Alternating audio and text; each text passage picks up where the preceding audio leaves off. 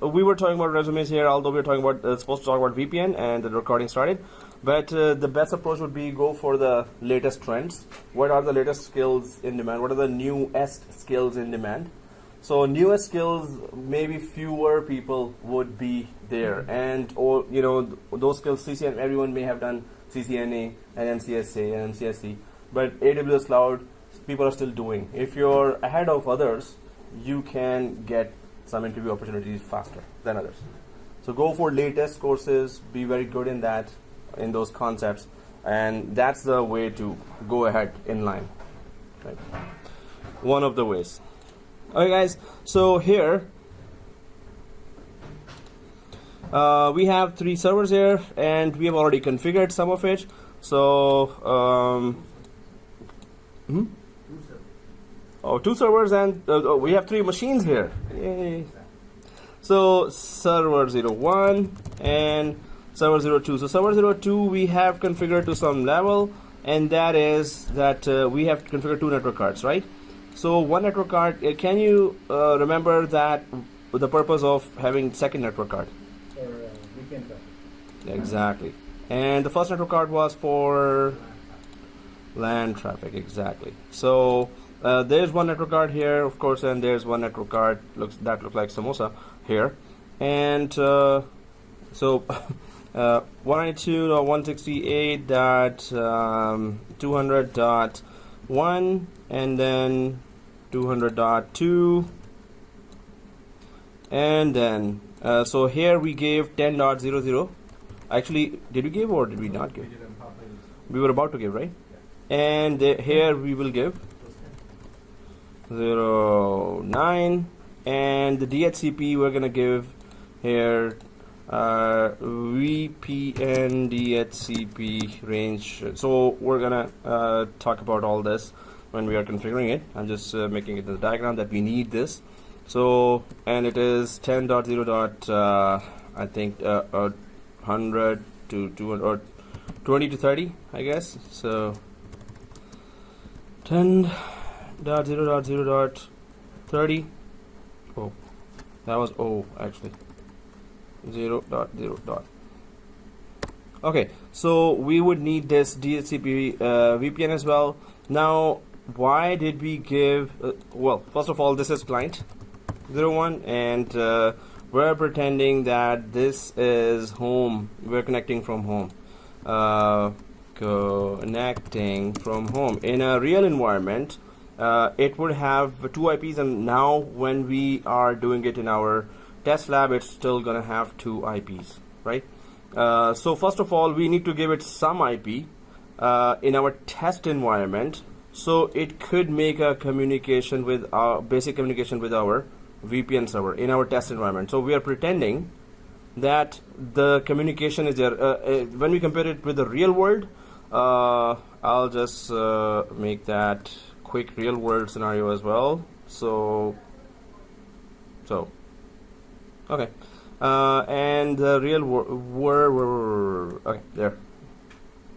This is the second one. So real world would be this, that there's a company here, and you are having that VPN server here, and you're connecting from home. So how are we near to the real environment? Well, whatever we can do to be near, but we cannot have the actual real environment, right?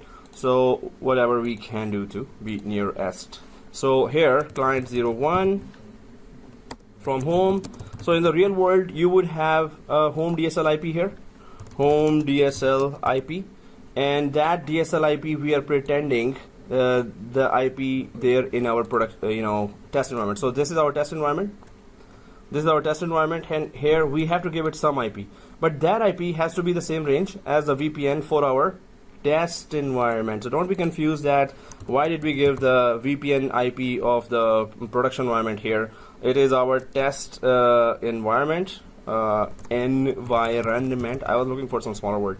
Okay, test network. Yeah, now I don't realize. So test environment, we are just putting this. Why? We are pretending that the internet connection was made, and we have a communication through internet to our VPN server from our home machine. So we have to assume that we cannot create that internet environment here, right? Or we can do that, but that's gonna take 20-30 more steps and one more machine here, just to pretend that okay, we're connecting to outside device, then we're connecting to inside device again, right? So what we have assumed is that yes, the client has communication with the VPN server. In a real world, if I just go there, so as I created that before as well, you will have a home IP that you get. Normally it is 192.168 something something, right? 192.168.x.x. So, and then you connect to some outside website here, and or a public link or IP. So it's a URL, so vpn.yourcompany.com, or the public IP given. So they purchase that to redirect the traffic that is coming from outside to their VPN. They have to connect to internet somewhere. So this website name, this URL or public IP is given in the VPN client.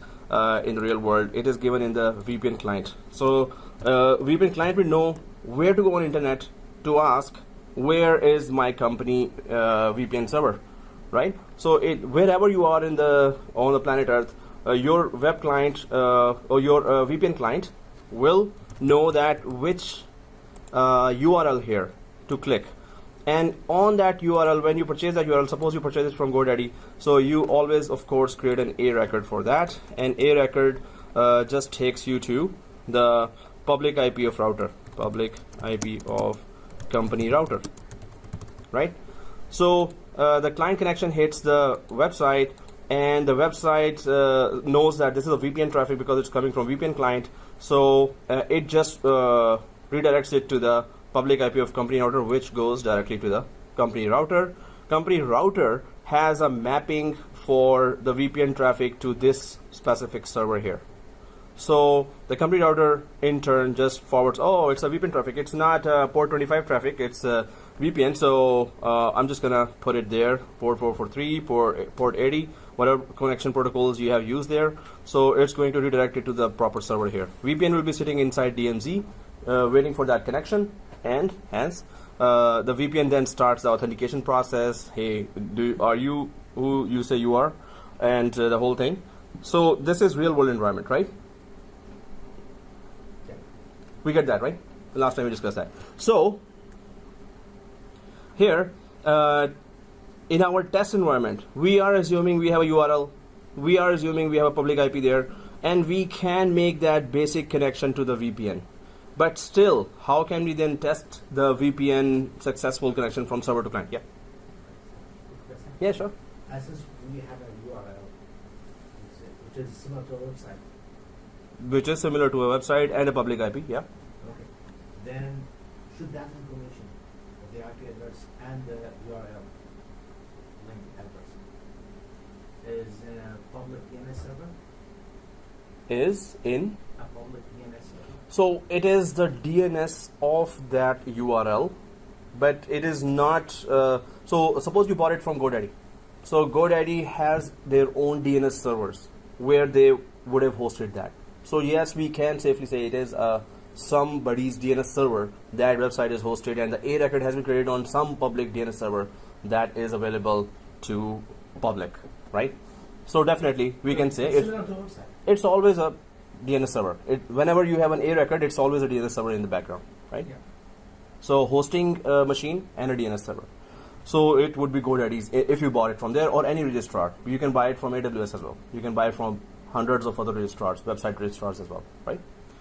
So definitely, here we are assuming yes, we will make that connection. But once this connection is made, so this is just giving us this IP is giving us, as in our real environment example, this IP is just giving us internet connectivity. But if we want to connect to our company, we need to get this this IP, VPN DHCP IP, if you want to connect to the company. So initial connection will be made from our client machine to our VPN server, but that doesn't guarantee that we will get connection to our server 1 here, which is the backend environment, or the whole company environment. So in order to get that, VPN, we need to get IP from VPN DHCP. So it would be, what IP are we supposed to get from VPN DHCP here? 21. So you're saying 21. Anyone else? What IP? VPN 20. So what exact IP are we supposed to get on this machine from VPN DHCP? Exact. Okay, you're saying 20. You're saying 20. 21. Yes, sir. 20. 21. Sorry if No, you hurt my feelings now. Say 20. Say 20.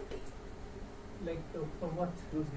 Hey, we want to understand that. That's good, man. So where were you when we were trying to explain that? Okay. So this device is already making a communication. This our test client 01 will make communication from here to VPN server, but that doesn't mean that it is connected through VPN now. We want to connect this client through VPN. So for that, it has to get an IP from VPN DHCP. So what IP it should get from VPN DHCP when it requests an IP? So the range is this, from 10.0.22 to 10.0.30. 21, 22, 23. What exact IP? That was a question. What exact one IP it should get? 21. Okay, there are 321s and 320s.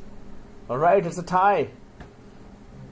It normally it gives it sequentially. So whichever is the first available, DHCP also gives that IP. So it has to be 20. Exactly, 20, not 21. If 20 is taken, then 21. But that's the only device that's going to request that. So we assume safely that this is the only device, so it's going to get the first one, right? So it's always sequential. All right, guys. You hurt my feelings again. Oh, just me. Okay. So here. Your feelings become too fragile. Yeah, actually, I've been saying that so much now. I should change that to something else. You didn't hurt my feelings yet. Ah, man. So it's 2 words. One is cookie guy. We're counting everything. Seriously. The last time you said it, cookie guy, I think 11 times. Oh, if it reaches 20 times, that's annoying. But if I haven't, then yeah, then it's so. If it is 11 times, it's okay. It's kind of safe. Threshold. And then we see the video, then again another 11. 21, 22 times. Oh, okay, that was a good one. So guys, what we are trying to understand here, it's gonna get 20, right? So let's go ahead and try to configure this environment. We understand that, okay, client 01 has to have this IP, and if it is not joined to domain, it's good. If it is joined to domain, still it's okay, it doesn't matter. So let's concentrate on our server 2 environment first. We understand that we're going to install our VPN server here, and during the VPN server installation there will be more terminologies coming here, so we're going to create diagrams and understand those as well. So it is a member server that will have VPN server installed. All right, guys. So What's the significant difference between Cisco VPN, like IPsec, versus direct? Microsoft Security VPN. wise. Both use so both have a list of security protocols there. It's just that which one do you want to use? So L2TP / IPsec and PBTP and ICAV. So all these protocols will be available with all those today's VPNs. So whichever you want to use. So they all have the same. But which level security you want to go to. So last class you were talking about the certificate, right? Yeah. Do you still have to buy the certificate? For our lab, no. No, like for night. Yeah, you must. So certificate must be bought there. All right, guys. So let us go to server 2 here, and we have to resume server 2 first. Okay. So and client 01 as well. Hey, it went back to suspension. I'm sure I woke them up.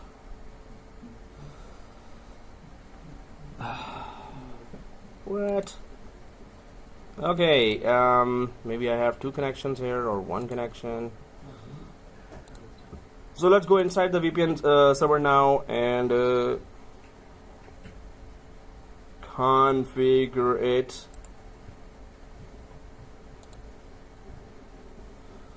So, well, oh no, just kidding. Yeah, I create that sound because of. Okay, guys. So login from local admin on client 01. I hope you can. If you don't remember the password, it's not compulsory to log in from client 01, which is Windows 10, with local admin, right? I'm sorry. I will not pick up. You did not hurt my feelings here. I'm Yeah, really sorry for there that. are problems. No, you can use the Japanese technology. Yeah.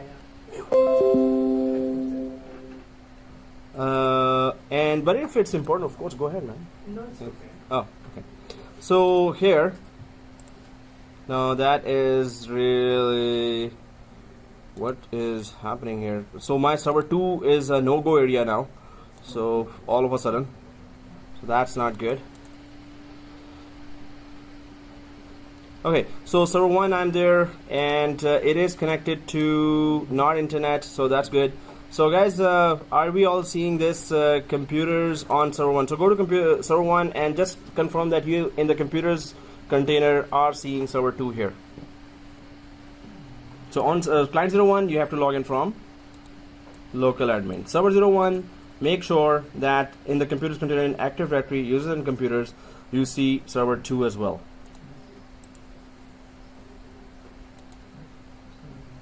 You do? Oh.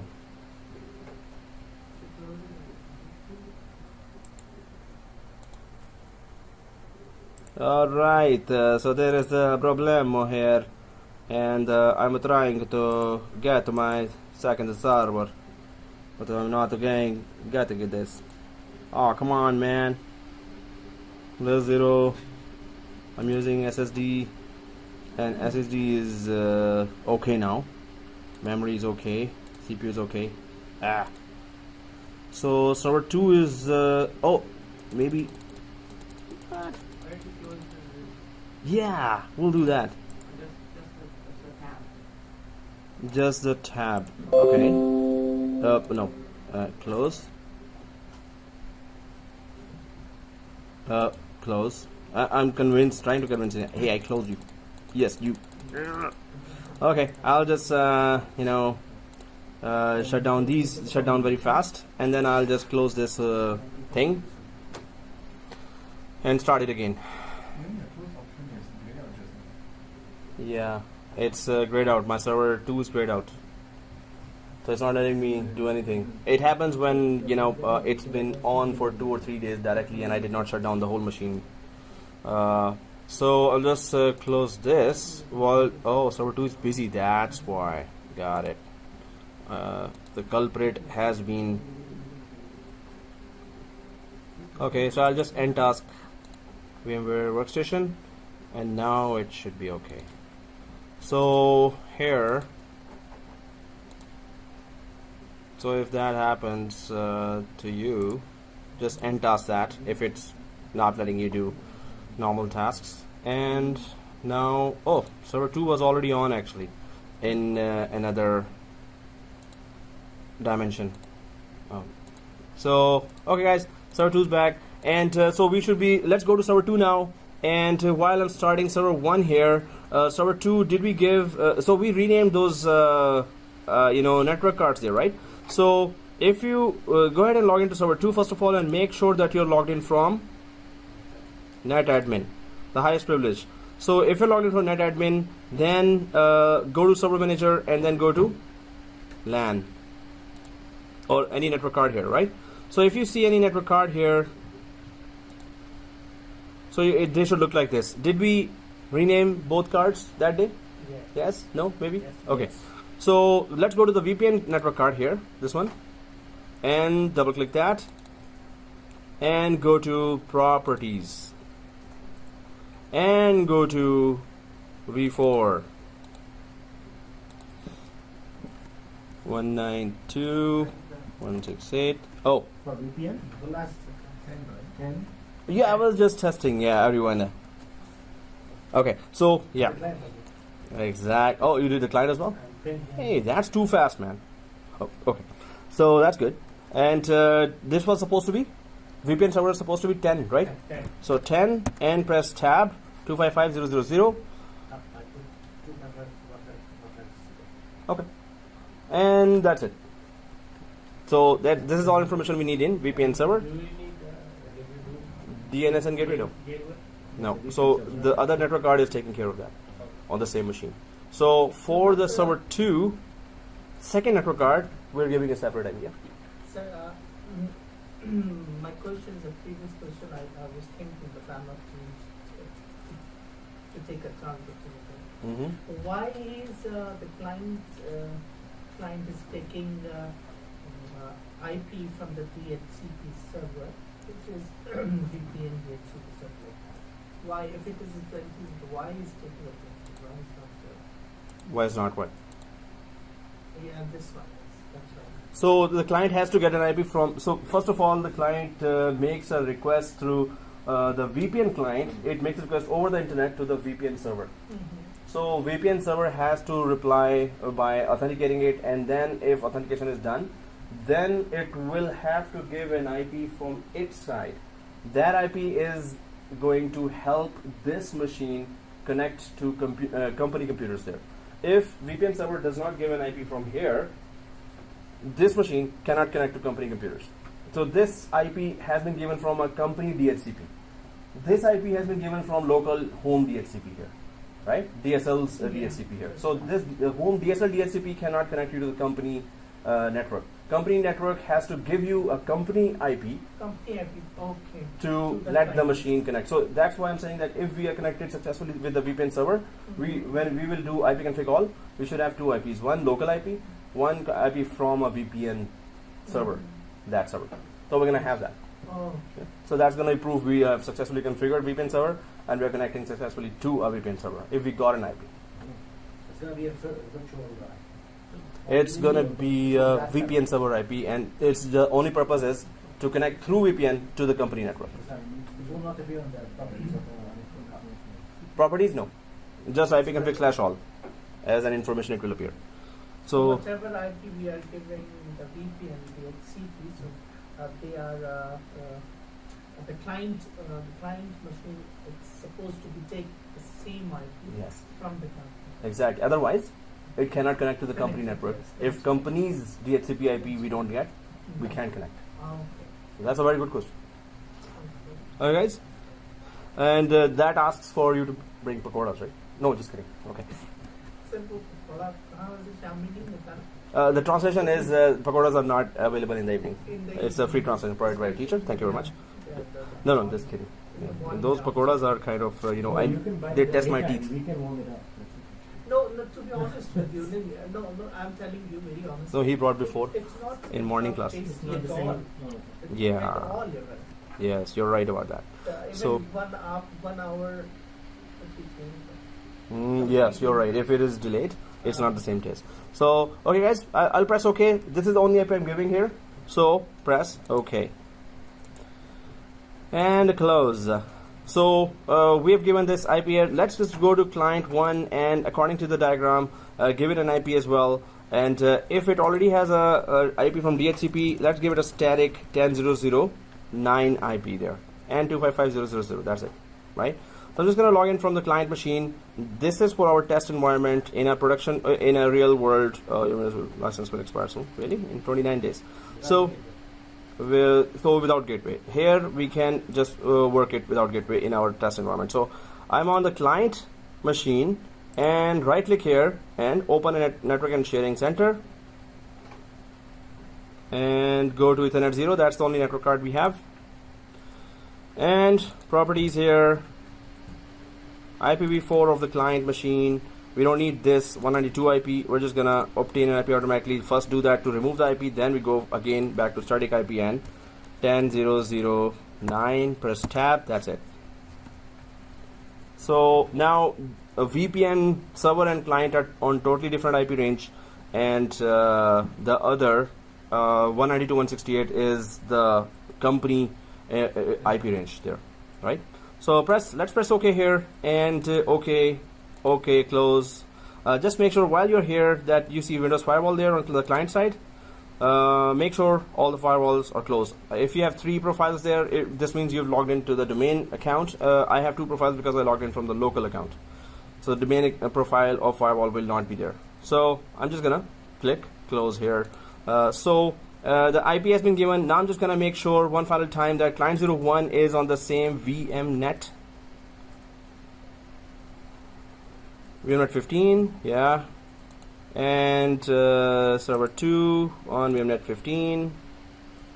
I think I checked that before as well. And on server 2, your VMnet both should be same, because otherwise you're gonna have a problem here. If your server 2, both network cards are on different VMnets, they're not gonna even talk to each other. So they must be talking to each other to connect the VPN traffic to the internal environment, right? So we cannot create VLANs here. So cancel out here. And server 2, I was just checking. So client 01 also got an IP. Let's go to server 2 and actually configure the VPN. So how do we do that? Let's go to server 2, everyone, and click the dashboard and go to add roles and features.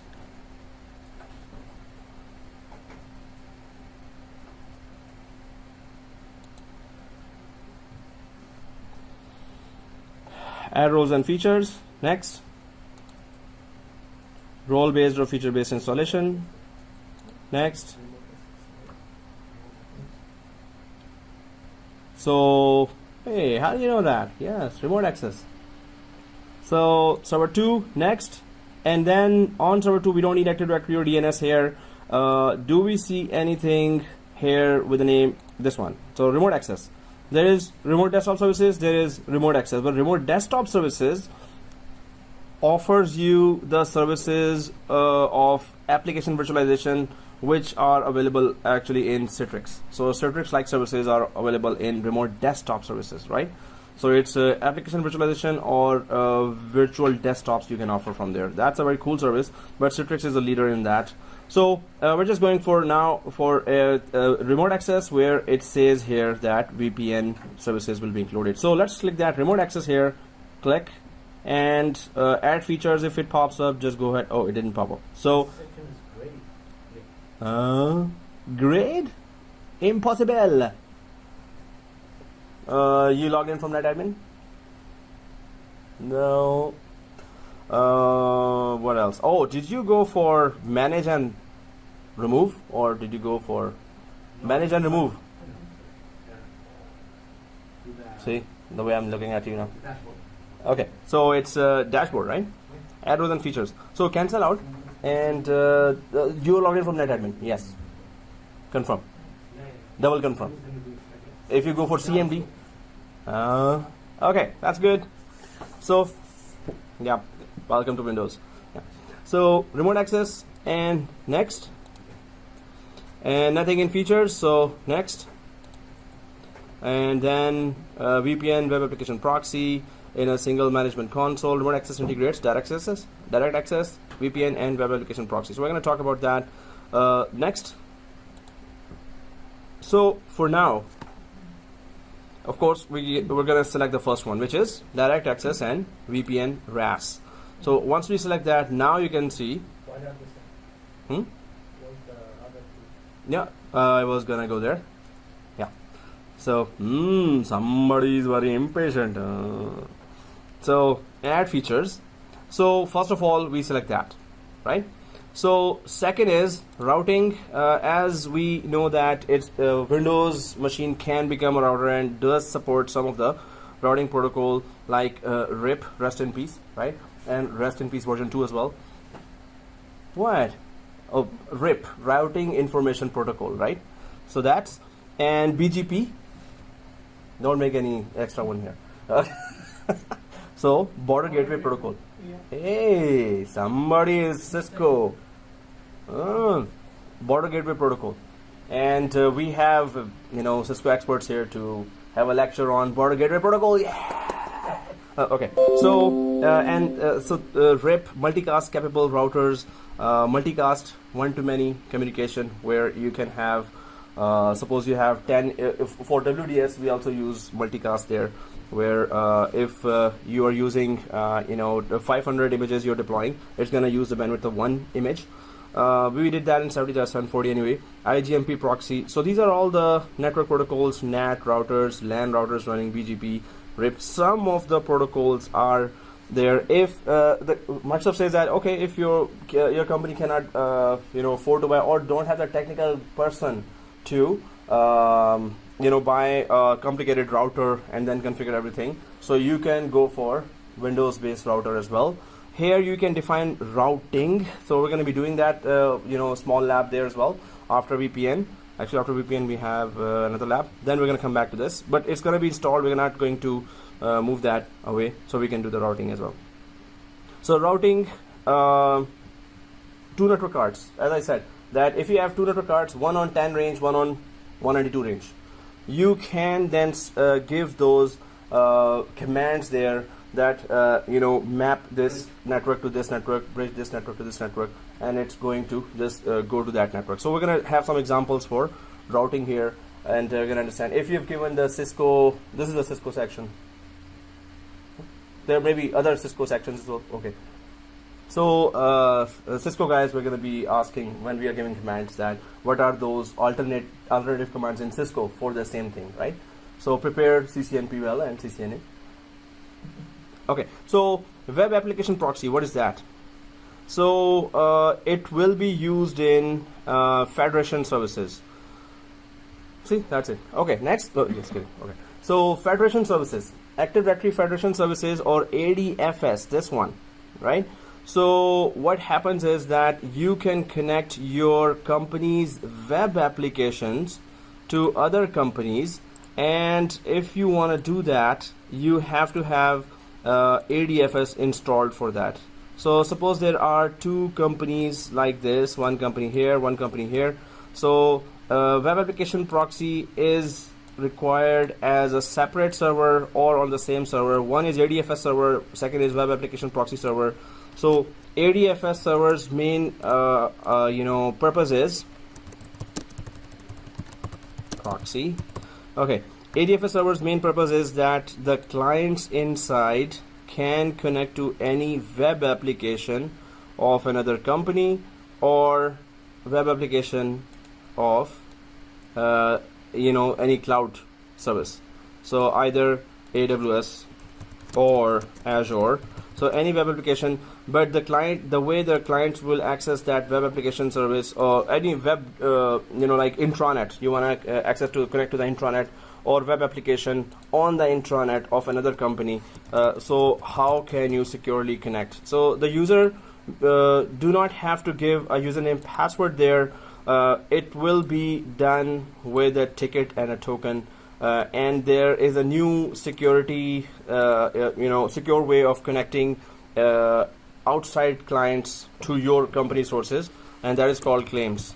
So through claims, users' information, encrypted information is provided by the ADFS of one company to the ADFS of the other company. And claims is the way the information is encrypted for. Suppose user John wants to connect. So user John, which domain user John belongs to, what client and what server his communication is coming from, and all other things. What is the department and all Active Directory attributes. So this claim document goes to the web application proxy here, and then to the ADFS here, and they just confirm, okay, I can see that this information in the claims is okay for user John.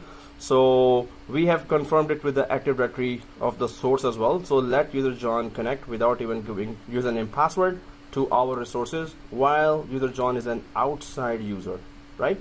So the main purpose of web application proxy is that it relays the ADFS communication to the web application proxy of the other company. The main purpose of ADFS is, we just need to know this. Main purpose of ADFS is to let the users of one company connect to web applications. Web applications are intranet. Any application that you can run in browser is a web application, right?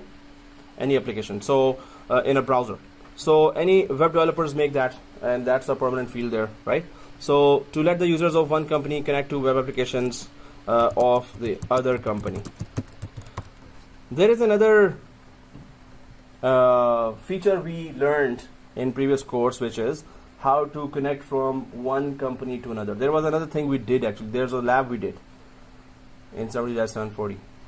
We can connect the users of one company to all the resources of the other company, and the users of other. Okay, so other users of other company connect to all the sources of the first company, and that feature is called secure something. no, It starts with F. Don't go for wrong words. Yeah. Okay, it starts with FO. Facebook? FISMA, Fismo, no. Oh. Fo. Forest Trust. Yes, exactly. We can create forest trust between the two forests, with forest being the whole company network, and we can give each other's users full access to the resources of each other, right? So that was forest trust, but that gives an all-out access, or you can give restricted access as well. But that's access to file servers, printers, all kinds of servers. So the other secure way is ADFS, other than forest trust. ADFS, only web applications of each other can be accessed. You don't have to give access to the printers, to the servers, web servers, print servers, and file servers of other company. Just the web application. So it's port 80 to port 80 or port 443 to 443 communication only. If you just want access to web application, you don't go for forest trust then. You go for ADFS, right? If you want access to each other's resources in terms of servers, then you go for forest trust. Exchange servers, and they want to talk to each other. You have to create the forest trust, right? But the person's supposed to be information like the name and the password and something like that, blah blah blah. The both of the forest should be there, right? Yes, exactly. So that's why we are connected and we are able to connect all resources from one place to another. Yeah. So either you connect the two companies from ADFS, or you connect two companies from forest trust. These are the other two ways. But forest trust is used for accessing the actual resources like servers and printers, and ADFS is used to access the web application resources only, the browser-based resources only. So we just need to know this big difference between ADFS and forest trust. Yeah. Huh? ADFS, Active Directory Federation Services. So what I was saying that what is the purpose of ADFS? I got the idea. Yeah. Just calling it the name. Oh, Active Directory Federation Services, and the other one is Forest Trust. Yeah. So Federation Services. So that's another role. So when we went through add roles and features, there was the top one was ADFS. Top one was not ADFS. The third one was. Okay, guys. So we get the idea that web application proxy is a server that leads the ADFS traffic to the other company, or to the cloud of the other company. So that's where if you have ADFS, you have to install web application proxy from here, right? We're not going to do that. We're going to be installing routing later as well, but right now we need to concentrate on VPN itself. So direct access and VPN both get installed here, but we're going to use VPN. So let's get going. And then if it is selected, next. And IIS server, of course, the web server is going to be installed. So we're just going to click next, I think here. And the role services. So the web server will be installed, and whatever is needed for the VPN to work, it's already selected. So we don't have to select anything here. No change on this page on role services, and click next. And then click restart and press yes. Yay. The only thing we did was the direct access and then that's it. We just go next. Data access. Yeah, we just selected direct access And then just go next. and VPN, and yes, exactly, next next. So install. There is that RAS Connection Manager Administration Kit, CMAC. Everyone sees that? When you're installing, it comes CMAC. Right? Everyone sees that. So CMAC is when you create VPN clients. Suppose there are thousands of users. So you create an application, VPN client application. You create that, right? And that client application has to be configured with company security policies. Suppose the company says our VPN server will only connect on SSTP protocol. That's it. So you will be asked to create a VPN application that only connects on SSTP protocol, right? SSTP for the communication, secure socket transport protocol, tunneling protocol, secure socket tunneling protocol. So, or ICAV, or you could say that our server will negotiate on ICAV. If the client has ICAV, connect on ICAV. If client does not support ICAV, then connect on SSTP. If it doesn't support SSTP, go for L2TP/IPsec. So the client, there is a negotiate, and then there is no, we only support L2TP/IPsec. So if the client doesn't have it, don't connect the client. Or whatever client has, just we cannot go down to PPTP, which is the least secure of the 4 protocols. So if the client has any one of the L2TP/IPsec and SSTP or ICAV, if these 3, any of these are here, connect the client there, right? So we can have these kind of configurations. So CMAC helps you create and configure a VPN client that is configured with the exact configurations that the server wants, right? So is it done for everyone? No? Okay. Not yet, or yes yet? Yet. Oh, not yes. So if it is yes yet, let me know.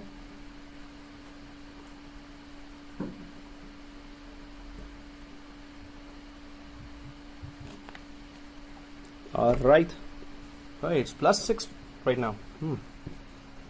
Okay. So click. Well, if you click the open getting started here, suppose you are there, or this is the same here as well on yellow triangle, right? Open getting started. So if you click the open getting started, let's go ahead. If I think it's done, right? So your machines are not on SSD; they are on C drive. Okay. So wow, it's 7:30 and there's a somebody's outside. So open the getting started wizard. If we do that, what I want to explain here is that this will start and we're not going to use this. Why we are not using it? There is another way to do it, and that way is going to give us more options to configure and okay, yeah. No, I'm not looking at you with 20th yawn here. Oh. Okay, so but you seem thirsty actually. Oh, so yeah, 3 comments already. Bazookas. Okay, so this will configure many of the options for us, but we're going to go for an older way where all the options will be shown there. Like if you want to configure some security groups, if you want to configure radius, if you want to configure a lot of things. So we're just going to cancel out from here. So cancel, close. So is there any Yes, there is any. Any good reason? The good reason is we get to know more options. The way we do it, it's very top secret. I'm keeping it very top secret here, right? It's not that big deal, guys. I'm not hiding from you anything. Come on, you've asked too many questions for this. So, and all questions are welcome, right? So now you're gonna see why I'm saying that.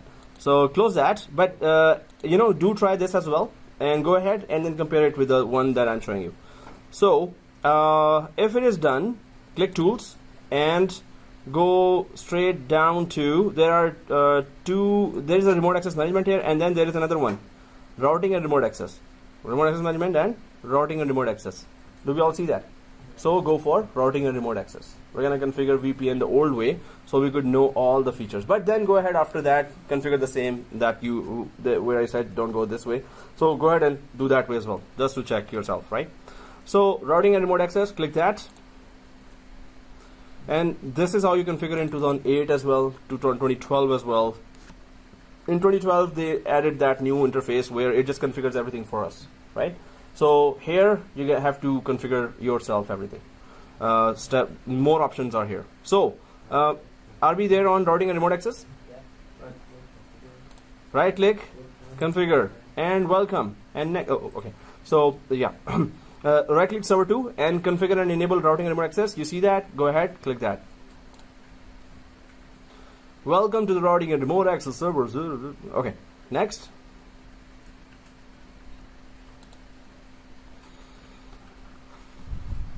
So remote access, dial-up, or VPN. Now you can see a lot of choices here. Third one? So NAT is another one. Then there is VPN and NAT, and then there is secure connection between two private networks, and then custom configuration, which actually includes everything, right? So because we want to go for dial-up, we just want to go for VPN. So top one or the third one, they both offer the same options. Others, NAT, go ahead and check that. We don't need NAT. Our DSL routers support that NAT already. And between two private networks, again, it's going to ultimately ask you want to go for VPN or not. So we're going for VPN this way as well. It's going to ask a dial-up or VPN, right? Custom configuration will ask all these above options. So again, we just want to go for VPN. So the first one, keep it selected and next. So there you go, dial up. Yay. What? Okay, third one. Yeah. So let's go back. What? Hey, is it grayed out for everyone? Yep. You're able to select it. Yeah.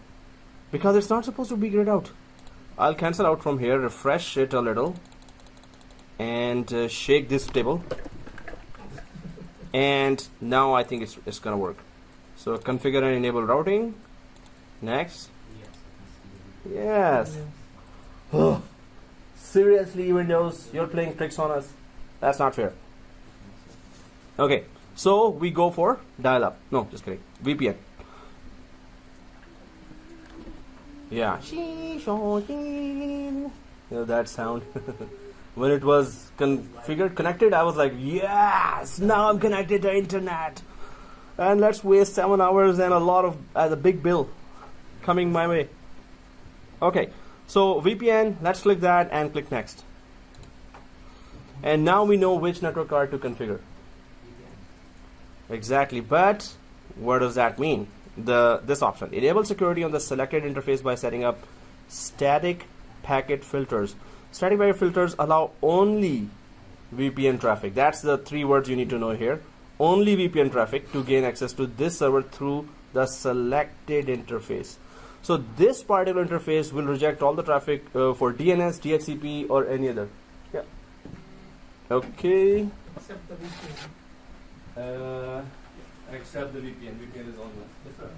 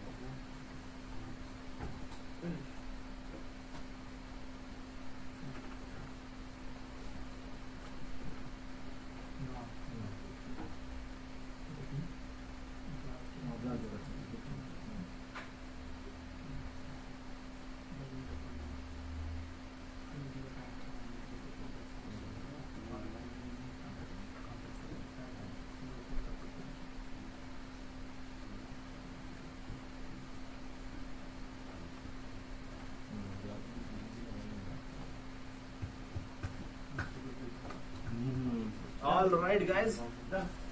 Huh? Done already? What were we doing anyway? I forgot. Oh, that. Hey, we need to understand the whole wizard. We cannot go next. Okay, guys. So, oh, that. Oh, okay. So here. Range, radius. Yes, that's it. So we're gonna keep it open, or we're gonna uncheck it. So suppose I uncheck it, what will happen? It will receive any kind of traffic which will be a split reach or Which could be a security breach, which could be also. So suppose you do let all the traffic and uncheck that, and do let DNS also be received from this IP. What's gonna be wrong with that? Confused. Huh? Confused. What other things that it? If there is any exploit, any exploit. That exploit can be used from LAN as well. But this is, if it receives other traffic, so it will be overwhelmed with the traffic. There's already VPN traffic there, and when you're receiving DNS and DHCP as well, other than the security exploit, yes, that could be one reason. Also, that it should be a dedicated network card for VPN, right? Suppose you have hundreds of users connecting, and then DNS traffic, DHCP traffic is receiving all other traffic as well. So it's gonna get overloaded with that. So just dedicate one network card only to receive VPN traffic. So let's select that and keep it selected here. And this is not gonna let us. This option will not let us do other labs. So that's why normally when we go for next lab, I just say, okay, get rid of this. So anyway, keep it selected and next. And we do not want to use the local DHCP of server 1 here to give IPs to the outside traffic. We want to use our own DHCP. So from a specified range of addresses, click that second one, right? And click next. And when you click next, it's the new button here. So 10.0.0.20 up to 10.0.0.30. So 11 addresses. If everyone has given that, press OK. If it is done, press OK. Let's go ahead. Right? Done. Okay. And next. And then no use routing anymore. So manage multiple remote access servers. Now what is that? So is the VPN server, the current VPN server, your client server? Client machine for radius. Okay, what is radius anyway? Any idea? It's written here, guys. So now let's click next. What? So although the authentication process. So yeah, it is that. And let me just explain through a diagram that where it is placed in a network here, right? So it's suppose you have a lot of network servers here. They are receiving traffic from outside. So there is a VPN gateway, there is Citrix gateway, there is some other gateway, and whenever I start a longer topic, okay, let's relax. Okay. So some students do that, and I'm like, what? So here, no, just kidding. So here, so we are going for. So this is VPN gateway. So these are all servers that are taking the hits, right? VPN gateway and Citrix gateway. So whatever traffic is supposed to be coming to your from outside to inside. So Citrix or any other. There are many other. Telnet maybe. Telnet gateway. Seriously? Okay. I don't know. WhatsApp gateway. No. So here. The traffic is too much. So what happens? These are all internal employees or those accounts which have been created in your Active Directory as well, and that's a lot of traffic. These other servers, maybe there are 14, 15, 20 servers that are taking thousands of users. Now they have to be first authenticated. So your domain controllers inside will have to authenticate them all. Suppose it's a large company, you have 10, 20 domain controllers here, and they are all taking local hits. Local users are also being authenticated with the AAA on all these domain controllers. So these are DCs, DC with doing AAA authentication, authorization, accounting, and again DC doing AAA, right? So they're all doing that. Now local hits are huge as well. If it's a big company, there are local users, maybe it's 50,000 users, 40,000 users. It's a big huge campus there. Or maybe their branches. So internal traffic is coming for AAA, DNS, DHCP, and then outside users are also being authenticated, authorized, and then accounting is done for them as well. So that's too overwhelming for the Active Directory or domain controllers itself, right? So what happens is, or what we can do is, we can put a middle guy here for the outside traffic. Mr. Radius, right? So Radius. Now Radius server can do that AAA on behalf of the domain controllers, as well as regulate the whole outside traffic and give you some options for idle connections settings, or which user is supposed to be connected to where. So all the traffic, outside traffic, must be hitting from the outside perimeter DMZ servers or devices to the Radius here. And Radius will be communicating with 1 or 2 domain controllers only, and not overwhelming all domain controllers there, right? Whichever you define in the Radius itself, it will just connect to those domain controllers there, right? So it regulates all the traffic. So Radius's clients are these servers. So these servers are not referred to as clients. These servers are servers, right?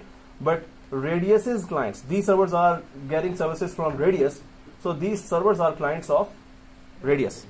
So these servers are also referred to as clients of Radius. But clients of Radius doesn't mean Windows 7, Windows 8, Windows 10 based clients that are coming from outside or inside.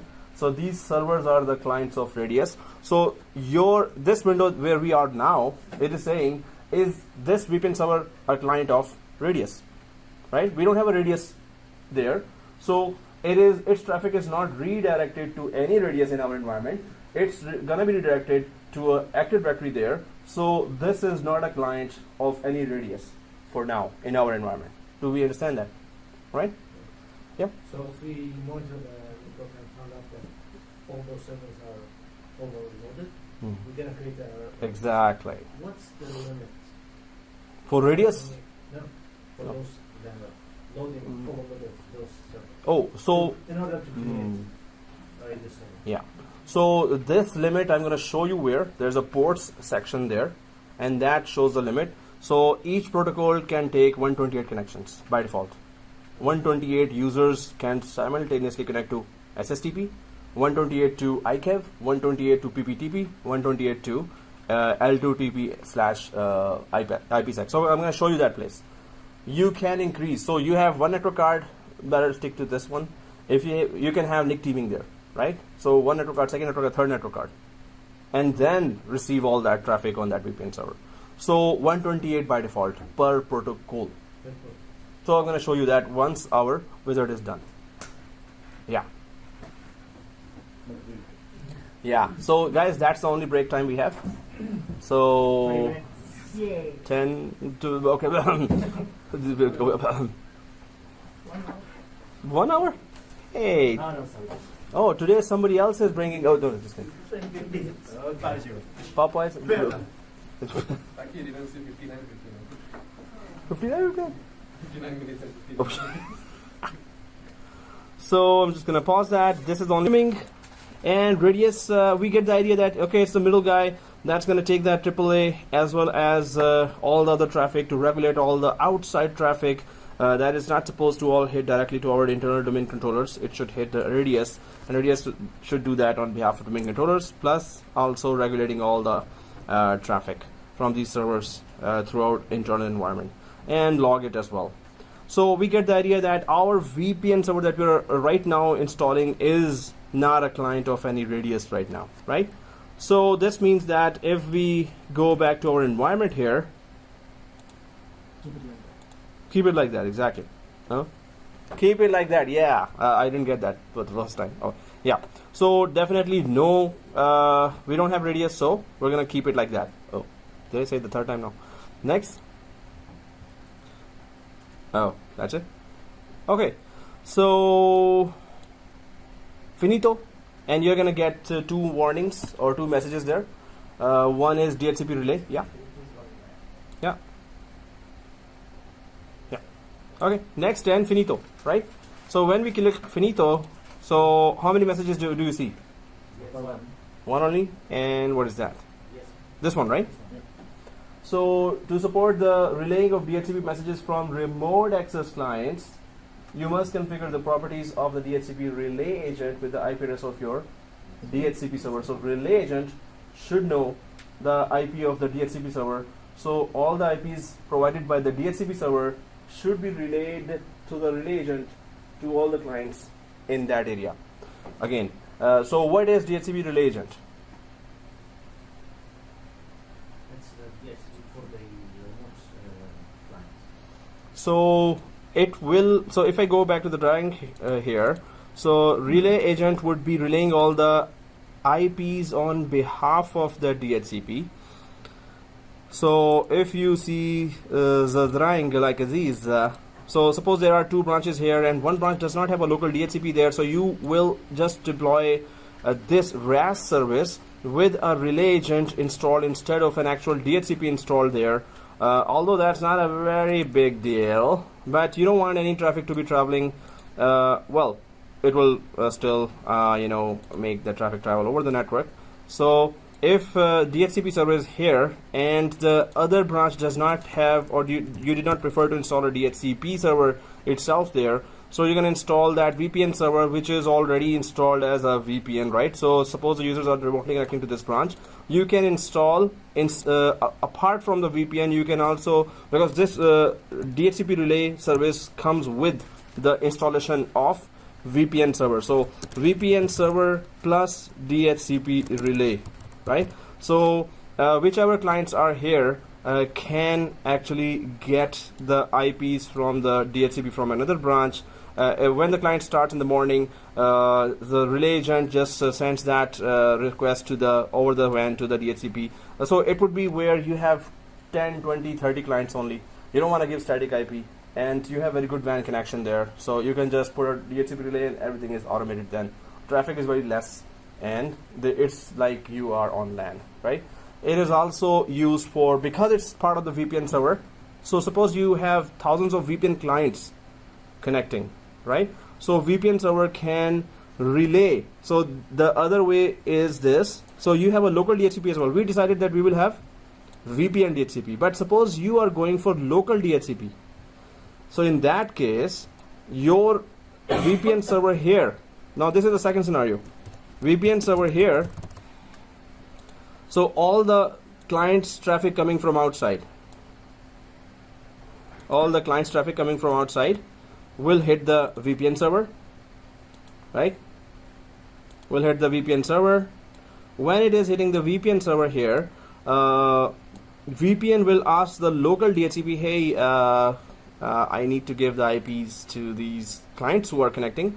So can you give me an IP? So DHCP server gives an IP. It has a relay agent that relays the IPs to other clients here, right? So two scenarios here for DHCP relay. You can just actually have it between two branches. One branch doesn't have a DHCP server, other branch has. Or second, if you are using not the VPN server or DHCP server, but DHCP local, company local DHCP server, then this DHCP relay will still ask the IP from the local DHCP and then relay it to all the connecting clients. We understand that? Right? Yes? No? Maybe? Once more, yes! So the first scenario is that you will have inter-branch. Somebody was outside when I was explaining. That is illegal in Canada. Oh, okay, just kidding. So here, DHCP, VPN server. One is that you don't have a DHCP here, local DHCP. So you can install. So we can just call this branch as no DHCP branch. That's not the actual name. So no DHCP branch and the branch with DHCP, right? So DHCP, the DHCP branch. So you just put a relay agent here that any clients that request a DHCP IP in the morning, this DHCP relay will relay that request. Hey DHCP, one of my clients or 10 of my clients wants an IP. So DHCP will just send those IP request answers to the DHCP relay. Relay will relay that IP to the 10 clients that are asking, and they will get the IP. Second thing is, if you have VPN server here, so what we configured was VPN DHCP. If we had not configured VPN DHCP, then we would rely on the local DHCP here, right? So when the client request comes from here to the VPN server, VPN DHCP is not configured, it's not going to give right away. So it's going to ask the local company DHCP, hey, can you give an IP? There are 200 clients connecting. There's a request for 200 clients or 10 clients, suppose. So you can, the DHCP will give the IP to the VPN. DHCP relay service will relay that IP, those IPs to all the clients that are requesting. Okay. Will that- Once more, I'm gonna run now. Okay. So. And the second scenario. Oh. Oh, my head is actually tired now. Yeah. The IP range will be same in both of the scenarios? In VPN DHCP scenario that we give, the IP range is different, but can be the same. It just be careful that whatever is a local DHCP IP range, it should be other than that. But we gave a 10 range instead of 192, so it's totally different. We don't care about that, right? But it has to be within the same range you can give, but different sets of IP, right? You have to give, and within Like another subnet. another subnet you can That's give, the right? second scenario. Yeah. So definitely. Second scenario. So first scenario is that if there is a VPN DHCP, better give a separate IP range. Recommended is that. And the first scenario is this was the first scenario, and second scenario is that definitely it's the local DHCP IP range that you're using. So you don't need a separate range. It's the same range that you are using for local clients as well. But that's confusing. Yeah, that's going to be confusing ultimately when you're diagnosing the whole traffic, that which traffic is causing, if there is any problems or issues. By 10 traffic, you will know right away that, oh, okay, these are outside guys who are causing problems. Yeah. The second scenario, if you don't have that branch, you have only clients. What's the difference between those clients if they are connected to the DSP relay or directly to the DSP main DSP server? So again, what's the difference between? If those clients are connected to the DSP relay or the The relay. DSP. Oh yeah. So difference is not that much. So difference is that if you give your VPN DHCP, which we did, so the IP will be given quickly right away, and we can choose our own range. We could have chosen 172.16, but we chose 10. We could have chosen any range. But if we're not using our VPN DHCP, then it will be that same range. That's the only difference, that the range will be still the same that you use for local clients, that you will be using for outside clients. Other than that, speed is same, security is same. So security is same.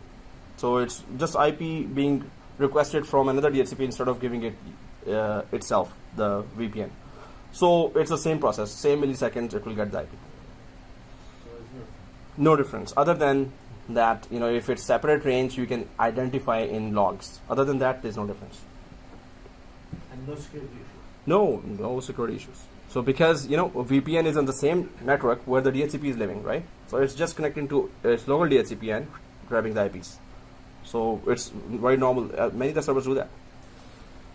So it's a routine task. So we get the idea, right? I have. What is the Yeah. And the both branches are Mhm. one barrel. Both branches have no, they're divorced now. Just kidding. So yes, it's the same company. They belong to the same company, same server, same data center. Yeah. Oh.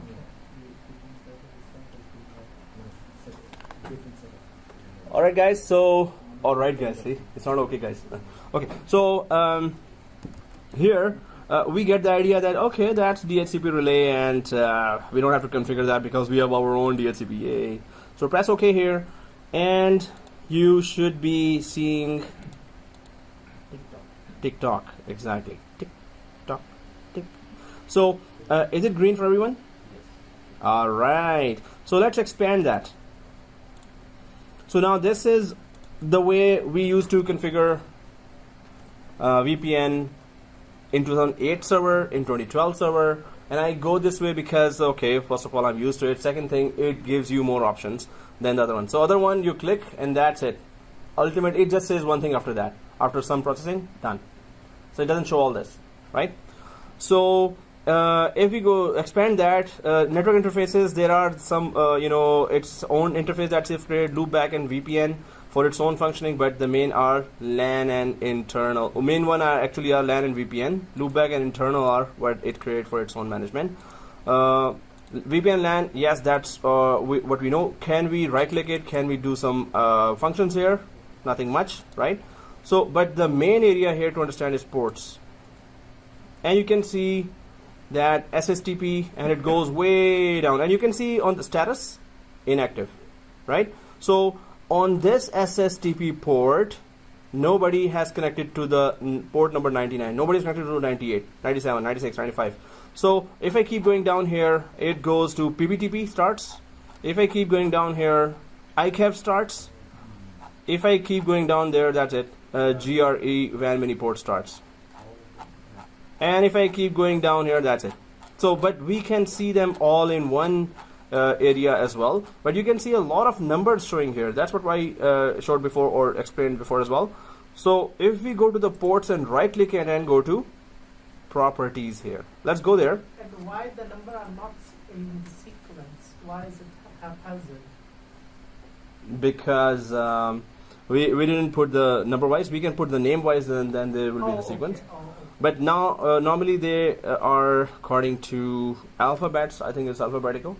But how many ports are there? That is more important to know. So ports and properties. You can see here 128 SSTP 128 ICAV L2TP 128 PBTP point-to-point over Ethernet 1 GRE again 128.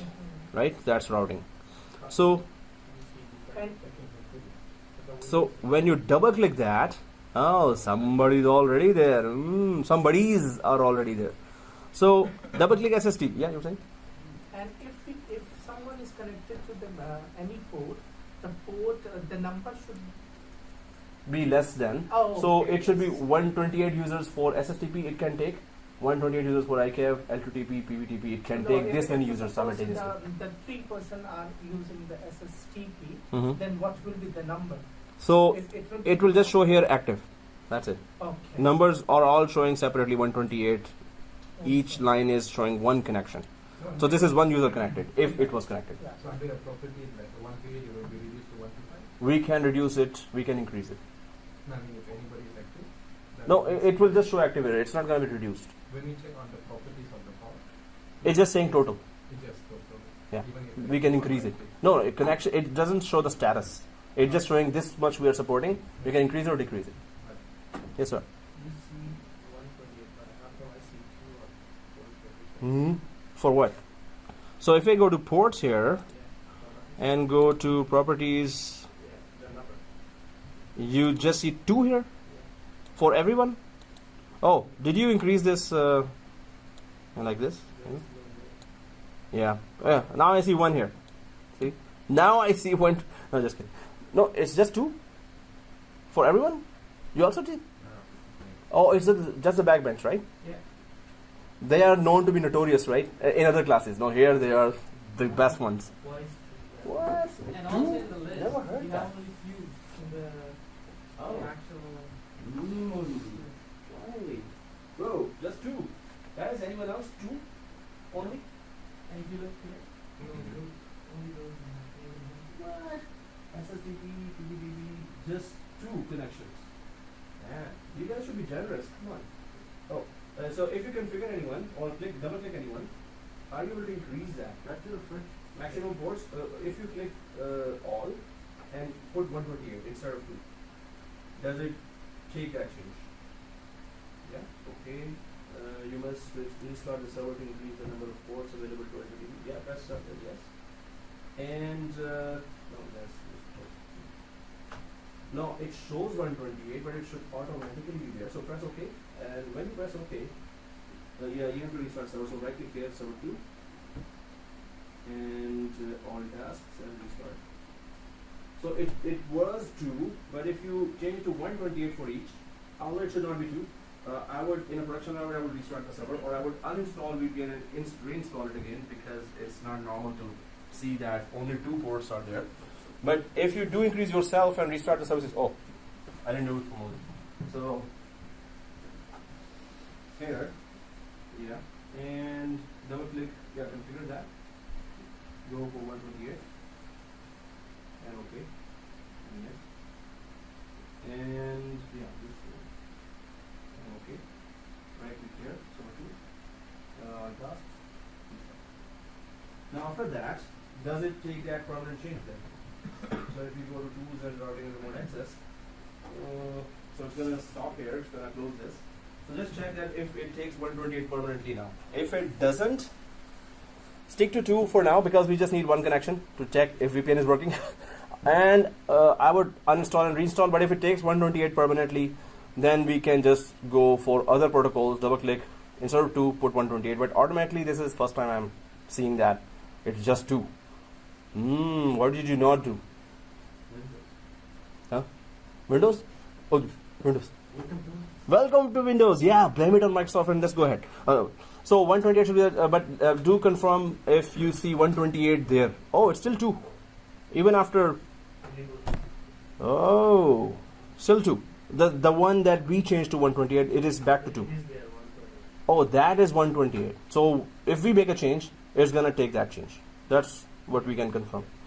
Okay, right now we don't need 128, but it should not be 2. I would suggest in a production environment, if it happens, uninstall VPN and reinstall again after restart. So Moses, you also see 128 for the one that we changed. Oh, it's opening, right?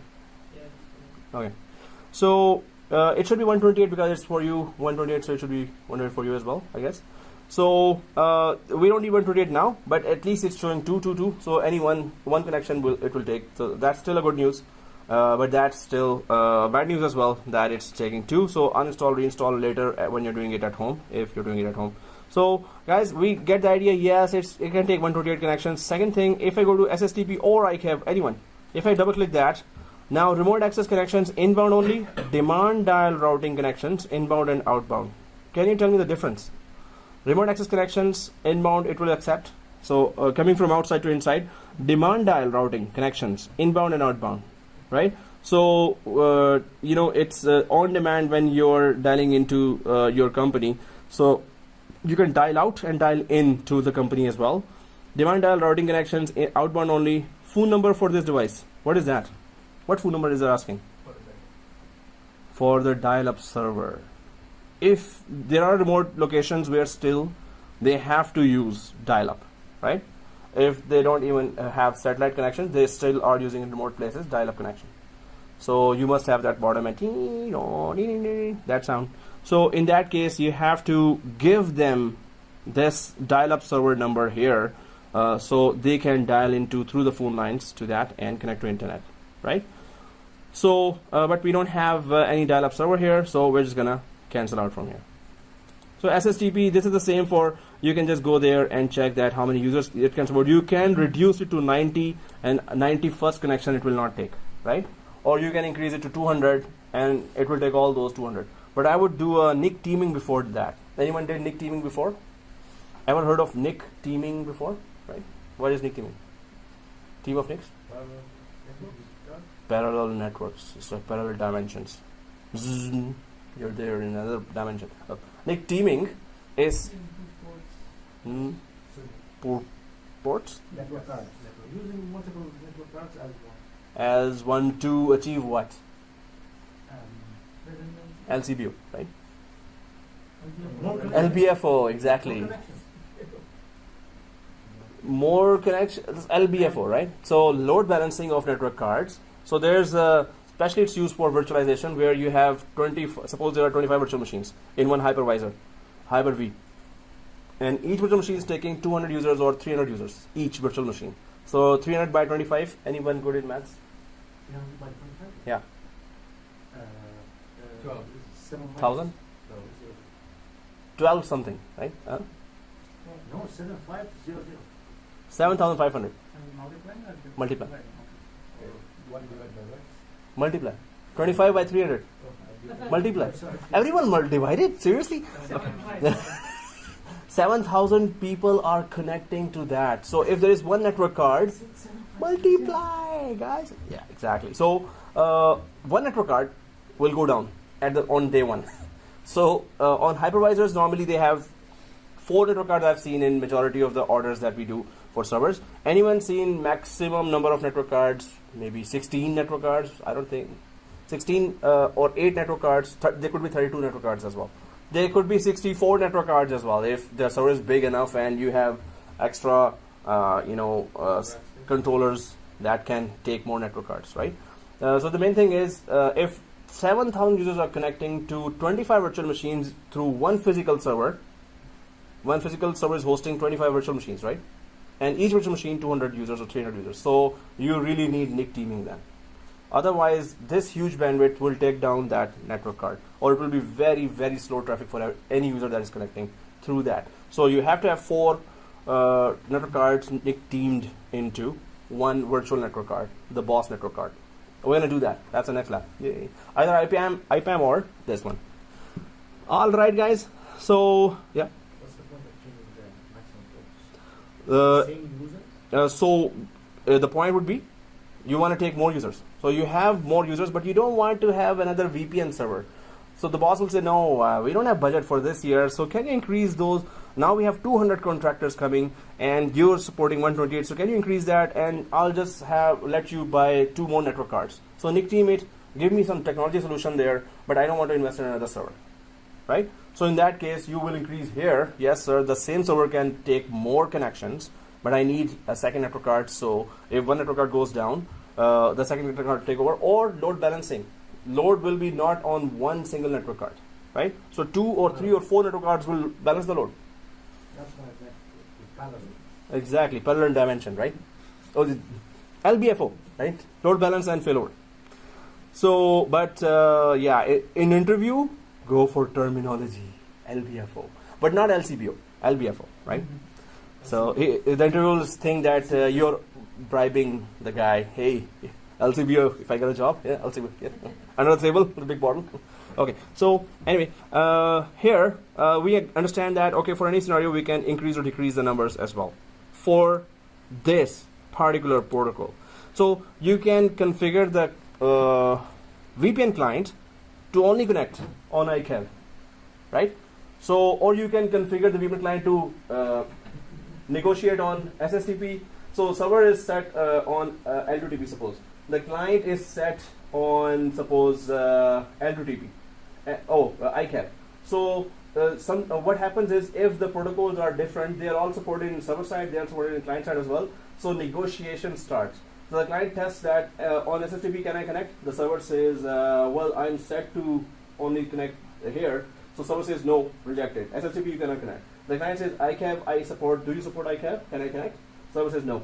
Then I also support L2TP. Can I connect? The server says yes, you can connect. And the client gets connected, right? Or better, put the client on L2TP directly. When you connect, just go for this because our server supports this, right? So that's why then you create your own configured VPN client. So for us, we had an image file. Whenever we said that, okay, we have a new laptop here, so can you give me that VPN client, configured one? They will only give configured one. So they will just give a link and double click download. Everything is configured inside at which protocol it will be connecting to, and that's on protocol they support if they want to support. Otherwise, they will let you negotiate. This will take some time for the VPN connection to actually connect because it's negotiating, right? Yep. So negotiate from up to down? Negotiate from the client up to down. So client side's first protocol may be ICAV first. So it will ask for ICAV. So whichever on the client side is first, it will go for You that. can disable them by putting the number Yes. 0. Yeah. So we can disable them as well. In client, we can just select one and select the option. This is the only one. Negotiate only on that. If this is not supported, don't connect. We can put that as well in the client. Okay, guys. So we understand this area. Okay, this is the protocols, and these many users per protocol can connect there. We get the idea. Let's cancel out from here. The rest is like, this is very important. Remote access client. We need a proof. Did we connect successfully to a VPN server? So if we did, so we're gonna have one client connection. So if we did connect, and it's gonna say connected to your client on the client 01 machine. So I will ask you to come back here, and it should be 1, right? VPN server will trace that client as instead of 0, it should be 1, right? And remote access logging and policies. So we're going to talk about remote access policies as well. Now the policy of VPN server is, as soon as it gets installed, no connection is allowed to connect.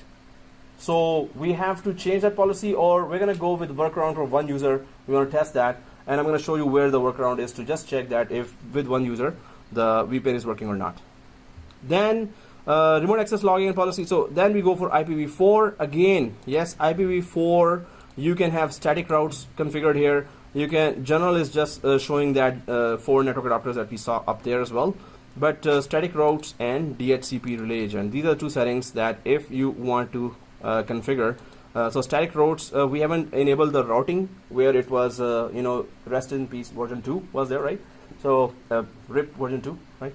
And other GPRG, border BJP, BGP, sorry. Okay. So here, static routes. Now, IPv6 we're not using, but DHCP relay we're not using. Static routes. When we enable routing, we're gonna just put some commands there just to know, okay, that's routing. And if you wanna go further with, how we can configure BGP, how we can configure RIP version 2, then there are many labs on the internet. We're gonna just configure basic routing, and these are commands, and these are some of the other 100 commands. Go ahead, good luck. So we just need to know how to configure and what to do with that. Okay, for now, what to do with this VPN server? So on the server side, we're done. So we need to make sure server 1 has firewall off, server 2 has firewall off.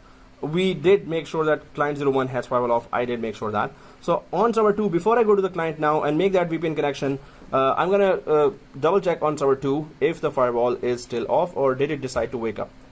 Local server, server 2. Yep, and server 1, especially server 1 as well. So again, I used that term which we use in cloud class, the Bastion client, Bastion, right? Bastion, Bastion client, or the server. So client 01 will connect first or RDP into server 2 if VPN connection is good, successful. If from the client side to server 2 the VPN connection is successful, then I'm going to ask you first, give me a proof that VPN is successful. So we're going to go to 3 or 4 places and check that. Second thing, then from here we're going to launch a remote desktop connection into server 2. And then we're going to try to launch from server 2 to server 1. We're going to also try that if VPN connection is good, then let's just try direct. Client 01 directly to server 1. So in client 01, if you go to remote desktop connection, only you will do is put the IP of this or fully qualified domain name of this.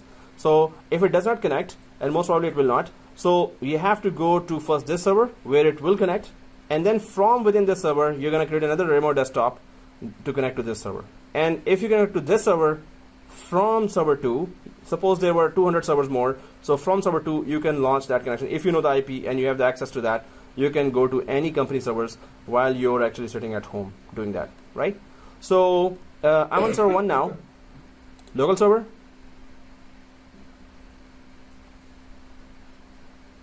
And one day, Monday or Sunday, it's gonna load. Okay, firewalls are off, so we're good. So let's go to client side and turn it on again. Yay! And then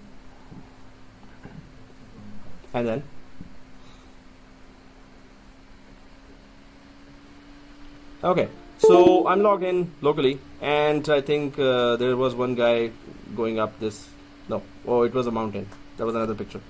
So let's create our client connection now. So everyone server 2? Oh, client 2? Yes. Okay, thank you for the reply. You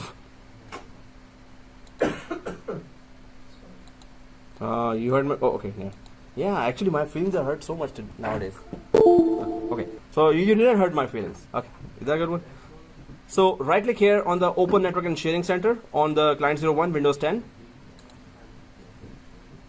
And then VPN and VPN. Oh, okay, yeah. So do you see this, guys? Set up a new connection or network.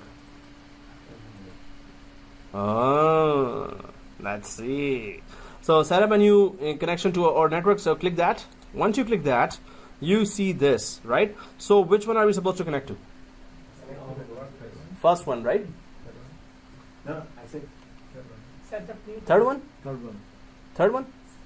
Set up new Third new one. network. Third one. Second one. You're saying second one. Third one. Third one? Third one. Really? That's the It's the third one. That's the classic. So VPN. So it's the VPN connection is showing there, right? So third one. Third one. Okay. So no problem. So VPN connection. Next. And guys here. Oh, that's a easy one, right? Which one? Of course, this one. Why did you even take 2 seconds? Okay. So we are not using dial, right? So use my internet connection VPN And okay, once you're there, now this is the easiest one. Which one? Phone connection. Huh? Second? Second. I'll set up an internet connection later. So at home, of course, I got the internet connection from DSL already. I know I have an internet connection. So definitely at home and here, I'll go for second one. Right? So as you said, I'll set up an internet connection later. Okay, internet address. What is the internet address, guys? Tell me. Which is the IP of? Server. VPN server. VPN server network interface 2 or the 10 interface. So 10.0.0.10. And it's a VPN connection, it's okay. So use smart card. We are already smart. We don't need the smart card, right? So smart card is that card which is encrypted. It's MFA. What is MFA? Multi-factor authentication. So that's the second factor authentication, right? Authentications, you put a username password, then you must have a smart card. If you don't have a smart card and you do put the username password, they're still not gonna let you log in, right? Remember my credentials here and allow other people. Well, we don't have to. If you want, you go ahead. So remember my credentials, right? And click create. So, so our VPN connection is done. If you're on this screen, go to change adapter setting. Yep. This is the classic way, like previous versions of Windows. Yeah. In Windows 10, they have it. The new one as well, exactly, which has more features, right? No, so this classic one, when you go this change, so go to this change adapter settings, guys. Change adapter settings. Yeah, okay. So this client we created, it has all those features inside, right? But with the new one, you can still be able to create. There will be more windows for configurations. I didn't see that, so if you are seeing that, so that's good. But when you double click that, it's full. It's having all this information here, right? So VPN, dial-up, airplane mode, OL. It's just VPN and advanced options there. Then change adapter options, change advanced sharing options. So there are those all VPN connection settings here as well. But I'm just gonna close that here. See this? So guys, do we see this screen? Do we see the screen? Now VPN connection is there, right? If everyone sees that, what do we need to do? We need to double click it, exactly, or connect it. Right click and you see this, connect, disconnect. So go ahead and So that means the protocol is selected by itself. ICAV. Yeah. So ICAV is selected by itself, but we can select it later. So see this, properties if we go. So in right click and properties instead of connect right now. If I go to properties here, so options, security, and in security you can see that authentication, how authentication should be happening, and networking, all the IPv4 or v6 here. So if I go back to security here, so I right click the VPN connection here, I went to properties. Then if I go to security, you can see here PBTP, L2TP, SSTP, ICAV. So if it is automatic, what does that mean? Anyone select any available. It will negotiate on any protocol that is available on the server, right? Or we can just select one and that's it. So if that is not available, it's rejected, right? So we're gonna keep it to automatic. Let's just see the basic settings there. Optional encryption, connect even if no encryption. So data encryption. Now that's where you can compromise on security or you can actually encrypt it, right? You must have done certificate for that, right? That you buy from GoDaddy or from DigiCert or from VeriSign, any other. So here we're just gonna go for right now certificate less. So let's just cancel out from here. That's the place where we can select. But I just wanted you to connect first, right? Because if we can do the easy thing, if you cannot do even the easy thing, then complicated things will be more complicated. So if I right click and connect or double click, so go ahead and connect. Now connection here, if you go, so there is that VPN connection written. If you click that VPN connection, see this, and if we click connect, so now we are connected. Yay! Huh?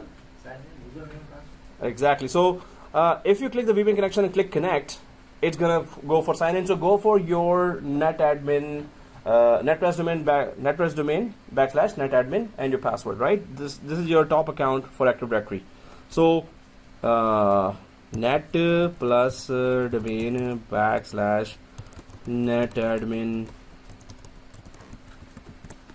it going to put local? You can put it's gonna work. You don't have to put it's gonna work. Both ways it's gonna work. So it's like this, guys. Yeah, yeah. So if you have Putin like this, then click connect.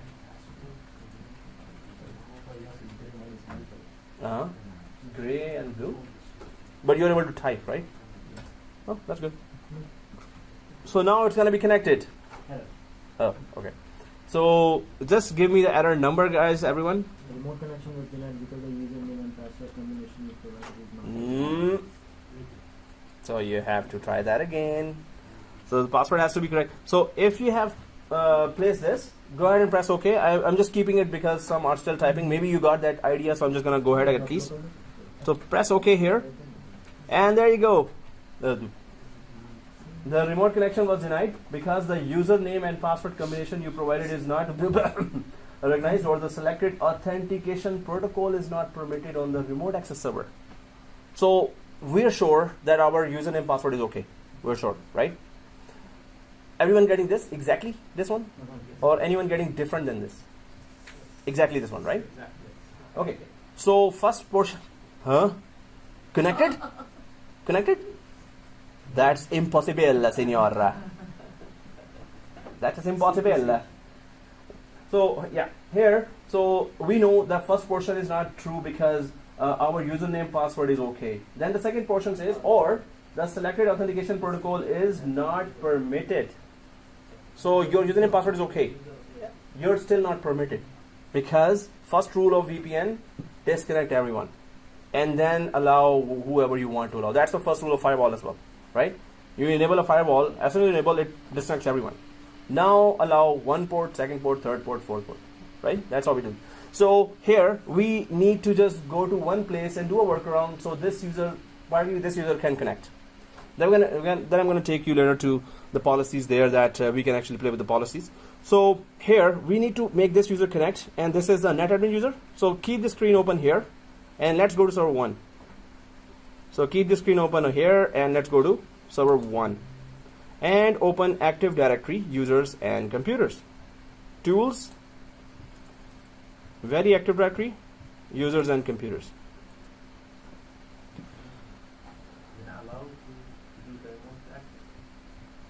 You're already there. Okay, so Netplus domain local, and just go for netadmin. You know where that is? Domain, users, and netadmin, right? Domain, users, and netadmin in Active Directory. So double click that, and you will see many tabs here. Which one to go? No. It's related to remote access. It's related to VPN.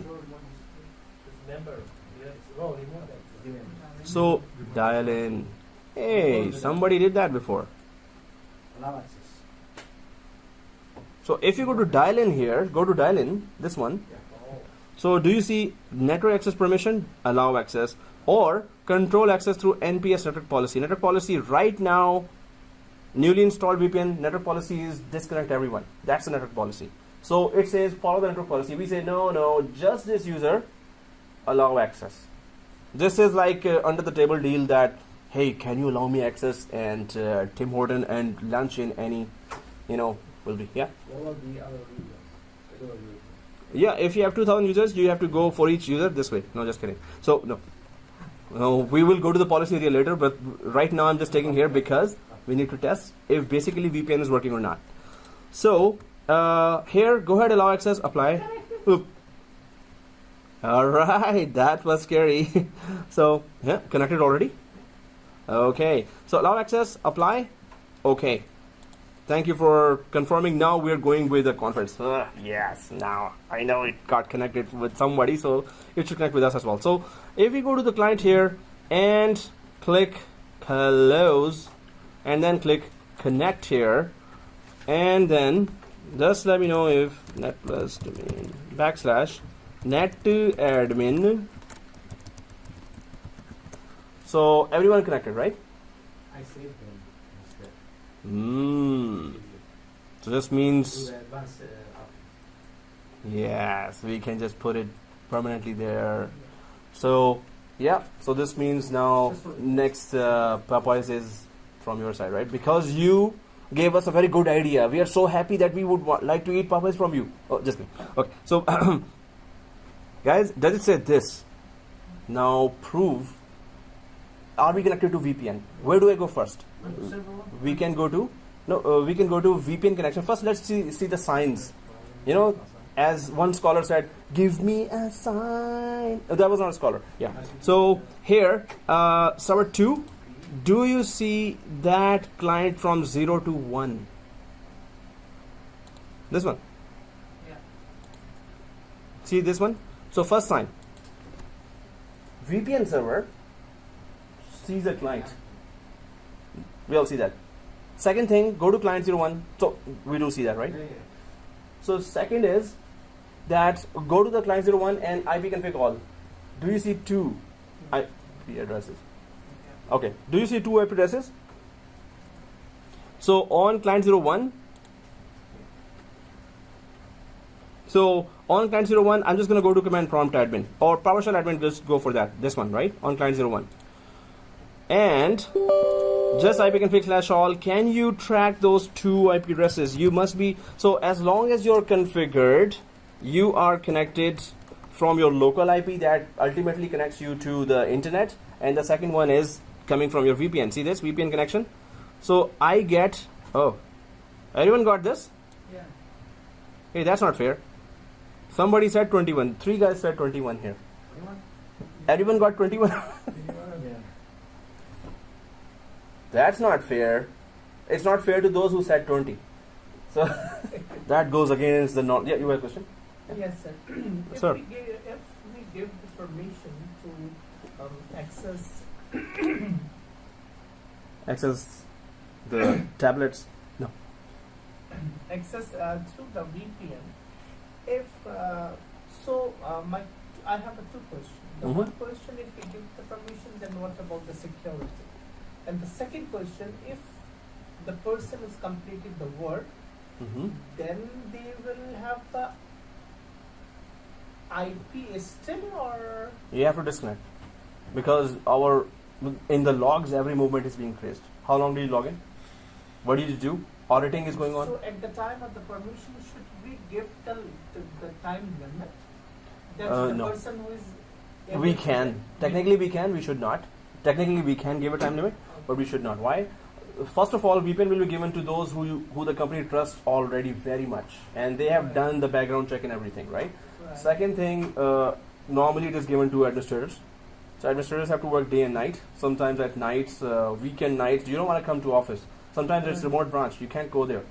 So you have to be connected. VPN will be given to those who they trust are admins. They know technically everything. And I received that VPN like after 6 months in one bank. After 6 months or so, they kept on, they stayed and they saw me working. They did the background check. That took some weeks. So after 6 months, I got VPN connection. After they were really sure, hey, this guy's good. Okay. So then they gave me. So definitely, I would have permissions. Then I will connect if I don't have permissions, or whichever areas I have permission. I didn't have permission for SQL servers. I didn't have permission for some other servers there. Yeah. But I had permission to what I was responsible for. So permissions should be first taken care of. After that, we are given VPN connection. Oh, Right. that's fine. And yes, if we want to take all night, we have the approval to do that. If you don't have the approval, disconnect at whatever time you have got the approval for. Because auditing is going on, logs are being taken, they know your every movement, right? So if one night we are doing some, we're taking down some servers as well, or by mistake, so they will know that. And then next day we are like, gone, fired, right? Yeah. So it's pretty normal, yeah? We are not supposed to. Yeah. So guys, here I was saying here, VPN connection, 21 IPs there, and my local IP is 9, this one.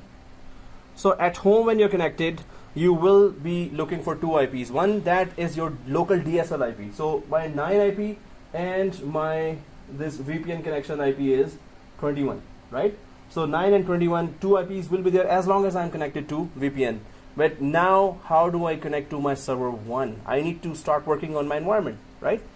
So enable or start our remote desktop connection now. How do we do that? On client 01, go to run and type mstsc/admin or just mstsc. So on client, see this, right click, run, and in run you type mstsc. Well, if you go /admin, it also works as an administrator. Otherwise, mstsc normal connection is also okay. So mstsc, if we put there and press enter.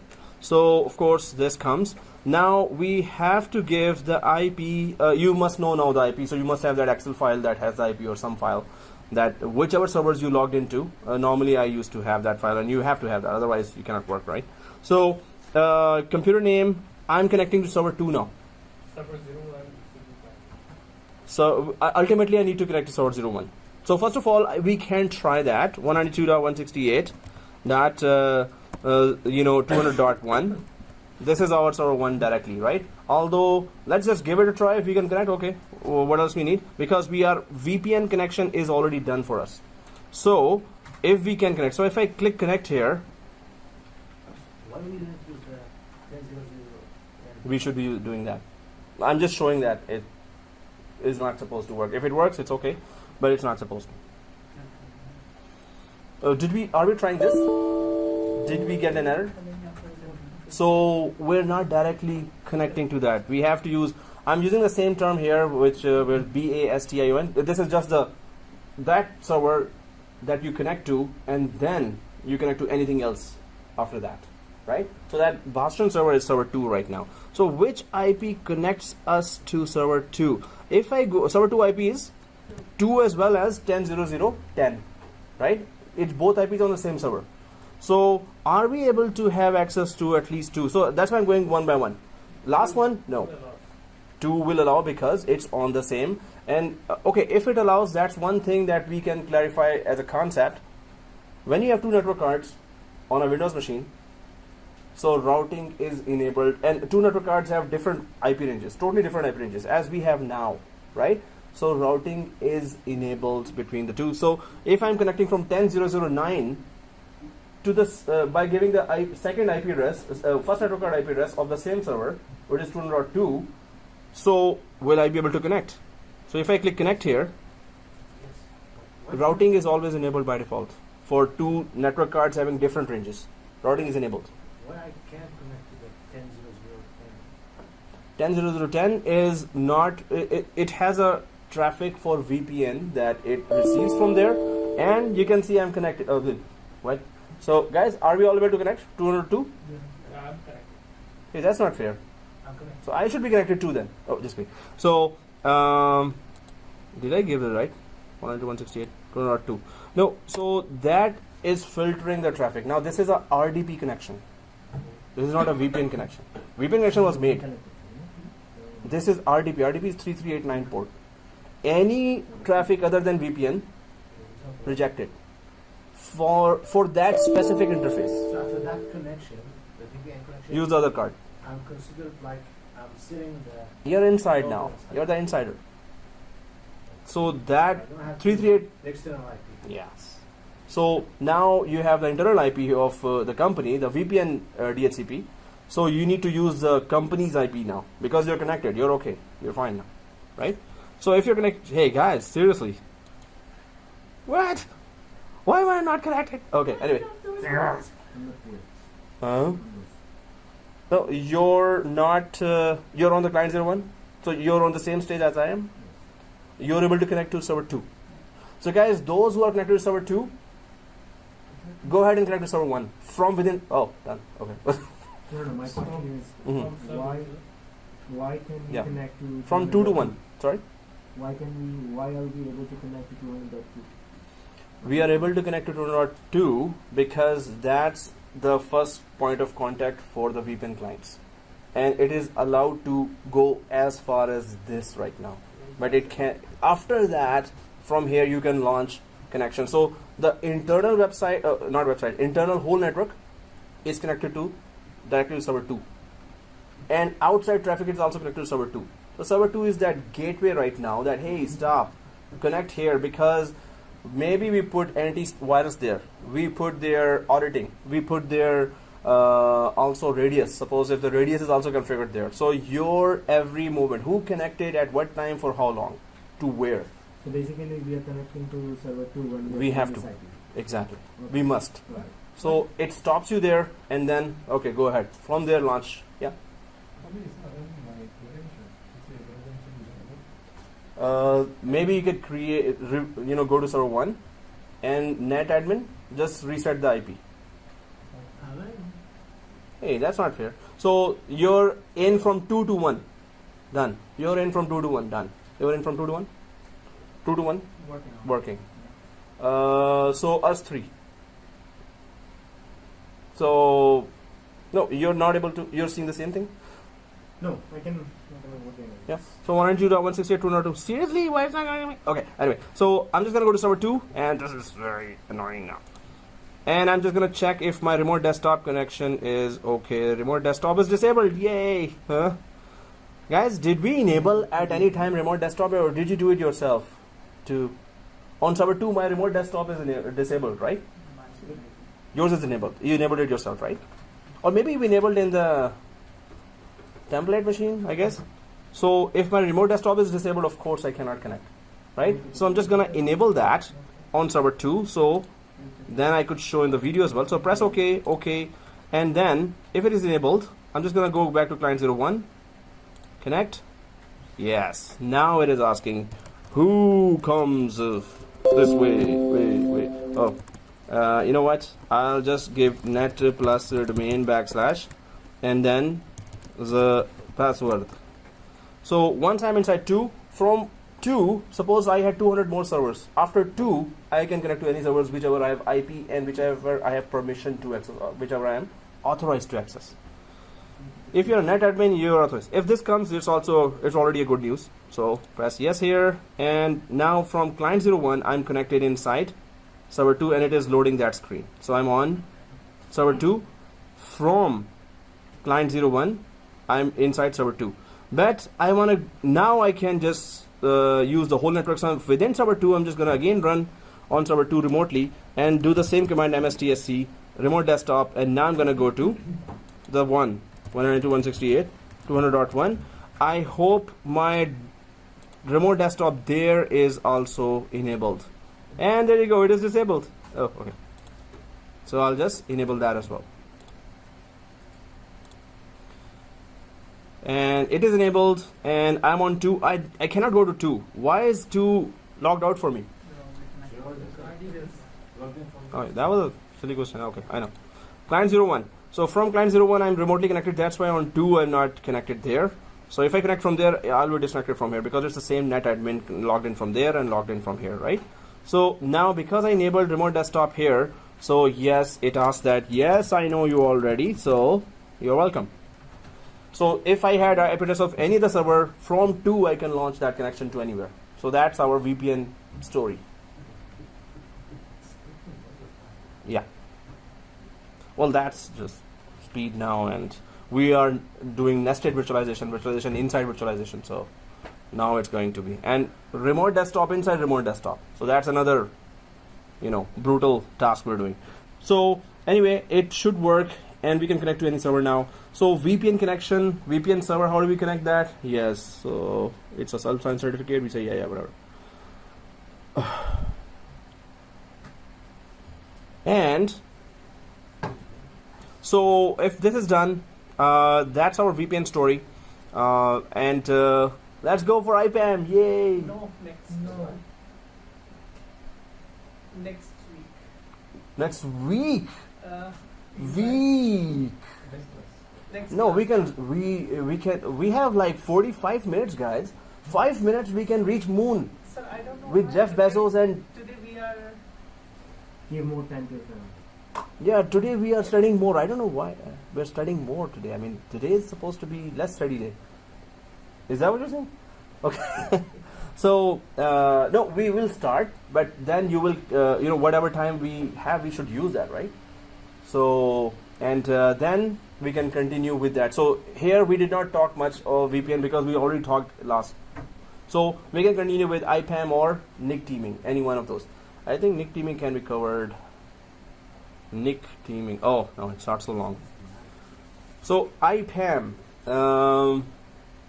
Denied what? Oh come on, you can make it. I know you're gonna troubleshoot. So I'm in 1 as well, right? Oh, I'm in 1. Okay, good. So from client 01, inside 2, inside 1, right? So that's the story here. Guys, can you tell me that how do I know that I'm in 1 now? Okay, I see this. But if I click this option here, so now this is saying 202, and inside 202 is 201 screen also showing now. If I put it down, so now I'm in 2. I can work in 2, or I can put it up from down here. So we get the idea, right? So, okay guys, let's disconnect from all. You don't need that. So this is VPN connection and VPN client configuration and the protocols that we talked in previous class and discussed about it. So in this class we can talk about next topic as well. So guys, lettuce and salad. Lettuce and salad. Lettuce is good in salad, right? Okay. Anyway, so we need to talk about IPAM or nick teaming. Now IPAM, one student who was preparing for those questions of 70-741, you know, the morning class students, they collected and bought 70-741 from past leader.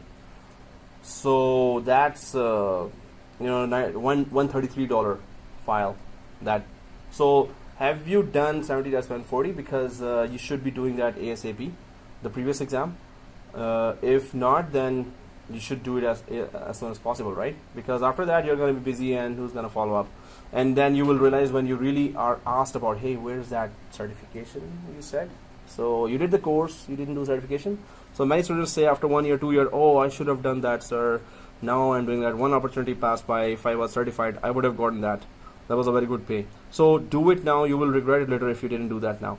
So 70-740.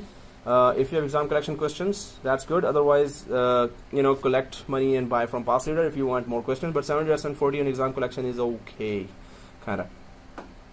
So, but other classes, morning classes they are really aggressively going. 740, majority of them have done it, and 741, one will start and others will follow. Others are all following right now because they at once said, okay, let's do that. So they bought the file and now they're preparing. So, it's good to do certification now while we have a job. I hope the job remains there. But when we don't have, then we realize normally that's what happens, right? When we realize that we should have done those. So right now is the time when income is there, that do all the certifications. Do 6, 7, 8 certifications right away. And for career, VMware is a must. AWS, Azure is a must for your career, long term, right? VMware and either Azure or AWS. These two certifications are must, course plus certification, or at least, well, if you want to know, you have to do the course, right? So these two certifications, right now income is there, go ahead and do that now. We don't know what the situation will change, when the situation will change, right? It goes from anywhere. We just don't know. Okay, so let's go for the next topic, which is IPAM, and it's also, why I was saying about exam, because students were saying that they are preparing, and they're really preparing seriously, and they were saying that majority of the questions were from IPAM for the exam. So IPAM, we need to know who's that, Pam, IPAM. You never met her, right? Oh, okay, just kidding. So IPAM is IP address management. Yay! What is IP address management? Yeah. So you manage the IP addresses with that. Hence IP address management. So implementing and managing IPAM, many questions come from there. Microsoft is really putting a lot of emphasis on IPAM, that you do use that. But basic one-liner, what is it? So suppose you're a large company, right? You have 50,000 users, you have 20 domain controllers. Each domain controller has a DNS server, and you have 2 or 4 DHCP servers, and you have 2 VPN servers. So again, if you have all these servers, domain controllers, DNS, DHCP, and remote access server. Remote access server is VPN server, right? That we just installed. if you have any of these, so first three you have, domain controllers, DNS, DHCP you must have. Without that, your environment is not complete. So IPAM give you one single window to control all these. So all 10 DNS servers can be added here. All 10 DHCP servers can be added here. Suppose there are 10 DHCP servers, or 2 DHCP servers can be added, and all 10 domain controllers can be added here in one single window with advanced features to control all these infrastructure servers. So these are infrastructure servers. Why do we call them infrastructure servers? Infrastructure. So they control the infrastructure. DHCP gives IP to all the machines. DNS does name resolution for all the machines. Domain controller does AAA authorization, accounting for all the machines. So they give services to the whole infrastructure, the whole network, right? So you can control all these three most critical Microsoft infrastructure servers from within one window called IPAM, right? So many questions are there in the exam for IPAM. So this means Microsoft is saying, you better know IPAM, right? So we get the idea, okay, it's controlling infrastructure servers, and you know, if you make one mistake, suppose that DNS is wrong in one DNS server, it's going to propagate, it's going to replicate to all other 9 DNS servers that whatever mistake you did. So infrastructure server, if you do a mistake, that goes long way. It affects thousands, right? So overview of IPAM, deploying IPAM, managing IP address spaces by using IPAM. Hey, was it recording that? Yeah. Okay, so here IPAM architecture, IPAM deployment requirements, considerations for IPAM deployment, integrating IPAM with virtual machine manager. That's even betterer, right? That's a new word. IPAM consists of 4 modules that provide. So guys, when we talk about IPAM, it's not an enterprise application. When you configure it, it's a small software. So you will say, when we're going through it, that's it. So what's the hype here? Well, hype is, or what's the big deal here is, it controls all infrastructure servers. If you make a mistake in one type, it will destroy the whole environment, right?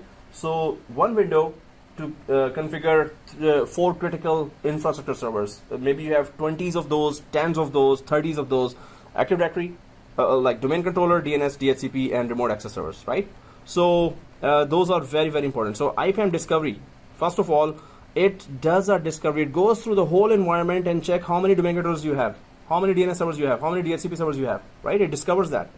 So then IP address management, again, you can know that how many IP addresses have been. So if I ask you now, how many IP addresses in this environment we have used and how many are left, can you tell me in 1 minute? Okay, 5 minutes, that's too much time. Can you tell me in 5 minutes with some application, say with some small tool, that how many IPs we have used here and how many IPs are left within this DHCP range? Can you tell me in 5 minutes? Not now, but can you tell me the answer? How would you tell me that for this whole DHCP? Lease? Good. So if we go to DHCP, no, there are many third-party tools there. SolarWinds has IP tracker. SolarWinds company has IP tracker, right? So IP tracker, if you type in Google, you have so many third-party tools that can, at once they will scan and they will tell you 10 IPs taken and the rest of the 200 are still available. They will tell you right away. And who took the IP? There are many third-party applications that can tell you that. So IPAM does that for you, right? So you want the next IP available. Okay, I want to give static IP to these 10 new printers that we bought. IPAM, there is one functionality, click, it will tell you, okay, next available is this, and it's available right now. It's not taken by anyone. So it's a higher level of the network management. Yes, it does network management for DNS, DHCP, and Active Directory. So there are functionalities there that let us just configure from one window, and it's going to be configured on all. In the background, it will be configured to all DNS servers or all DHCP servers or Active Directory domain controllers. So, but there are tools, and you should, maybe you have used that SolarWinds IP tracker, or just go for IP tracker. or LAN view. There are many third-party tools that will tell you right away how many IPs taken, yeah, and how many are still available. So this is information that you should know, right? You should have it as in your tools. This is one of the most important ones, right? So 252. So there are total IPs. We have 252. How many are taken? 22 have been taken. Hmm? Oh, our local environment. So if there was a DHCP server here, Microsoft DHCP server, we could have seen from within DHCP server. With DHCP diagnostics, if you go there, it will tell you that, right? But if you go to DHCP lease, how many you have taken, and you can minus it yourself. But we need exact information. Suppose they are static IP. DHCP will not tell you about static IPs. DHCP will tell you about the range. Suppose you gave 20 IPs in the range. There are total 254 IPs here. It's gonna just tell you about the range. Hey, what you told me, I can give the statistics of that. So the static IPs, so that's why you need a third-party tracker or IPAM, right? So that would tell you how many static, how many DHCP, and how many left, right?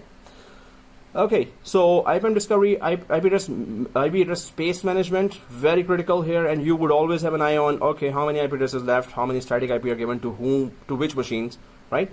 So multi-server management and monitoring, multi-server, of course, this is DNS, DHCP, Active Directory, and these are the most critical. Without that, you don't have an environment. Microsoft environment, you don't have. If you don't have domain controller, DNS and DHCP, right? So, and then there is operational auditing and IP address tracking. So again, it gives you that IP address tracking there. So if we go for IPAM architecture, IPAM consists of two main components: IPAM server, which we will install, and IPAM client, right? So when deploying IPAM, you can select from three topologies: distributed, centralized, and hybrid. So what's the difference between the three? Distributed, centralized, and hybrid. Distributed means distributed according to Multiple servers are placed in yes, multiple branches. yes. Hey, was I answering that or you? The Okay. different branches, yes, the different branches. This is the Distributed. distributed, and Centralized? the centralized is central. Is the whole area of the centralized. Yeah, area. Of, yeah. And then hybrid. Yeah. Hybrid. What is hybrid? Everyone is looking away now. That's not fair. And then you go, okay, don't ask me, teacher. I'm looking at that too. Hey, what is hybrid, guys? Huh? 2 in 1? What is that? Mix of the distributed and centralized. Hey, 2 in 1. What, samosas or veggie roti? There's hybrid as well. There's a hybrid. So hybridings. Oh, that's something else now. Hybriding. Let's not go to breeding, right? So, thank God we're all guys here. Okay. So hybrid, distributed, centralized, and hybrid just means that cloud and on-premises. Cloud on-premises, right? That's hybrid. So IPAM works. It can detect that. Suppose you have virtual machines in the cloud, Azure, and you have virtual machine started with a DNS server and a domain controller there as well. There is Azure Active Directory there as well. Or you can start a virtual machine and install domain controller, DNS, and DHCP there as well.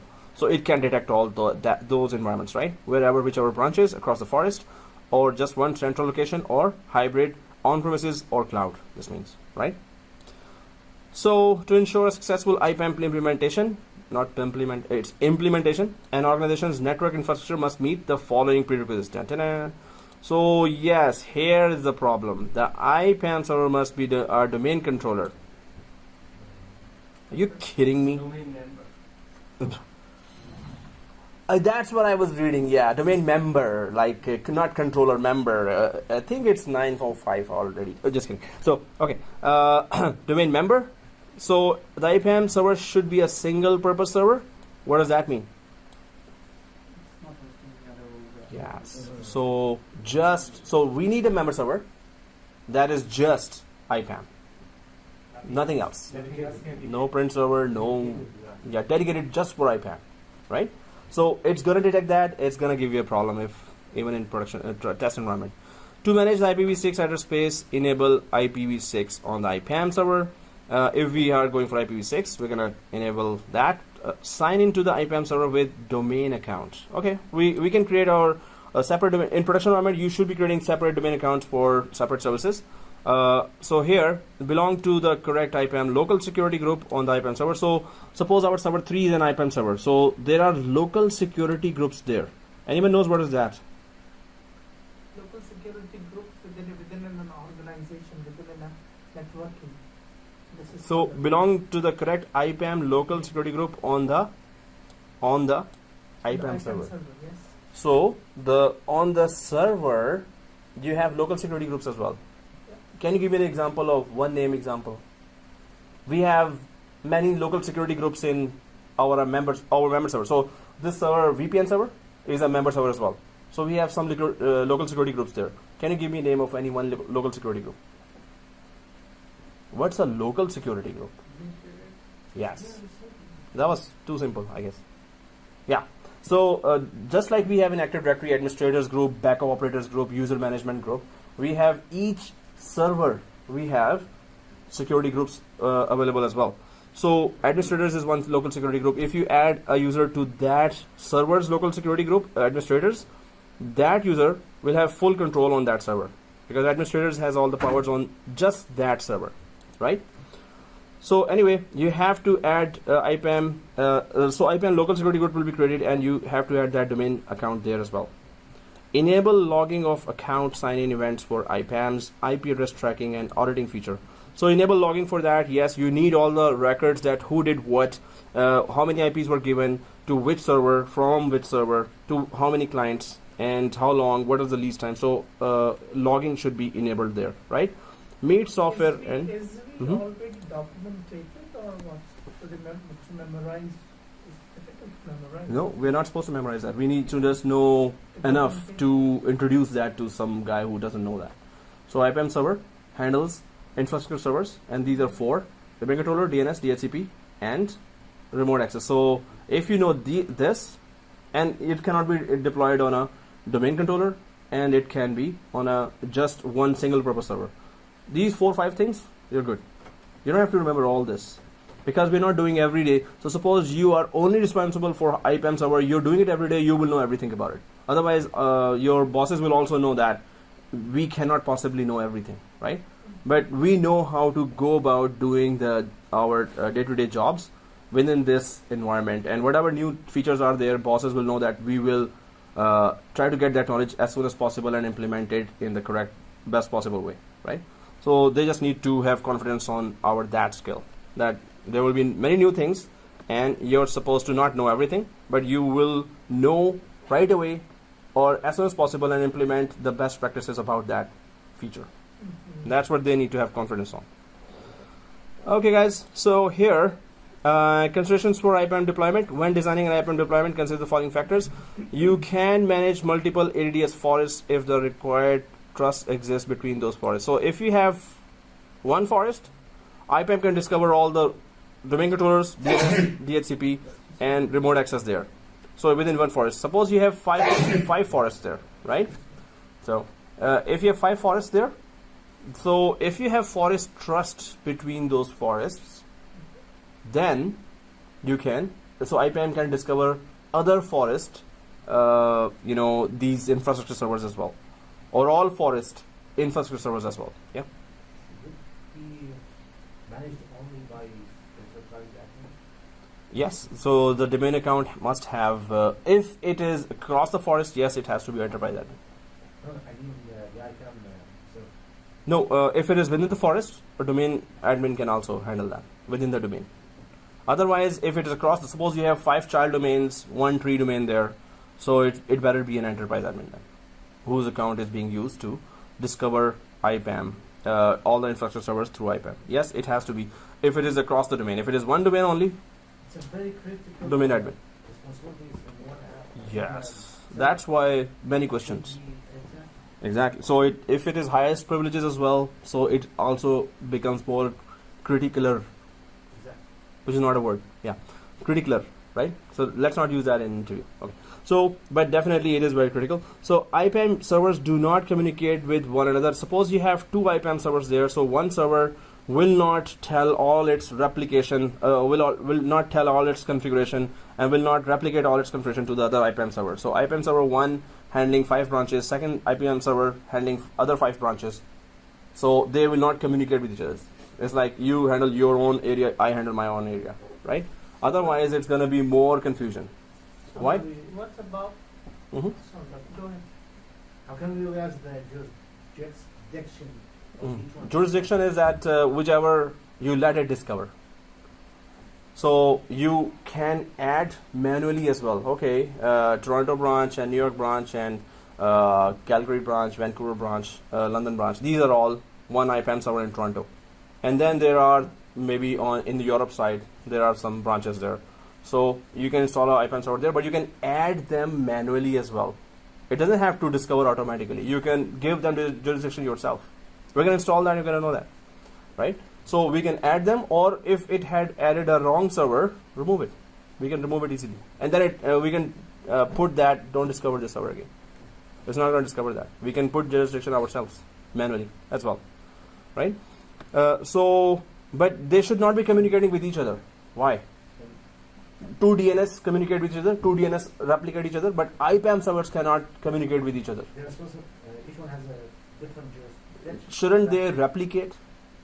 Oh, I have 10,000 clients here, so there are 10,000 IPs there, 10,000 A records there. So I was going to ask you like Mhm. this.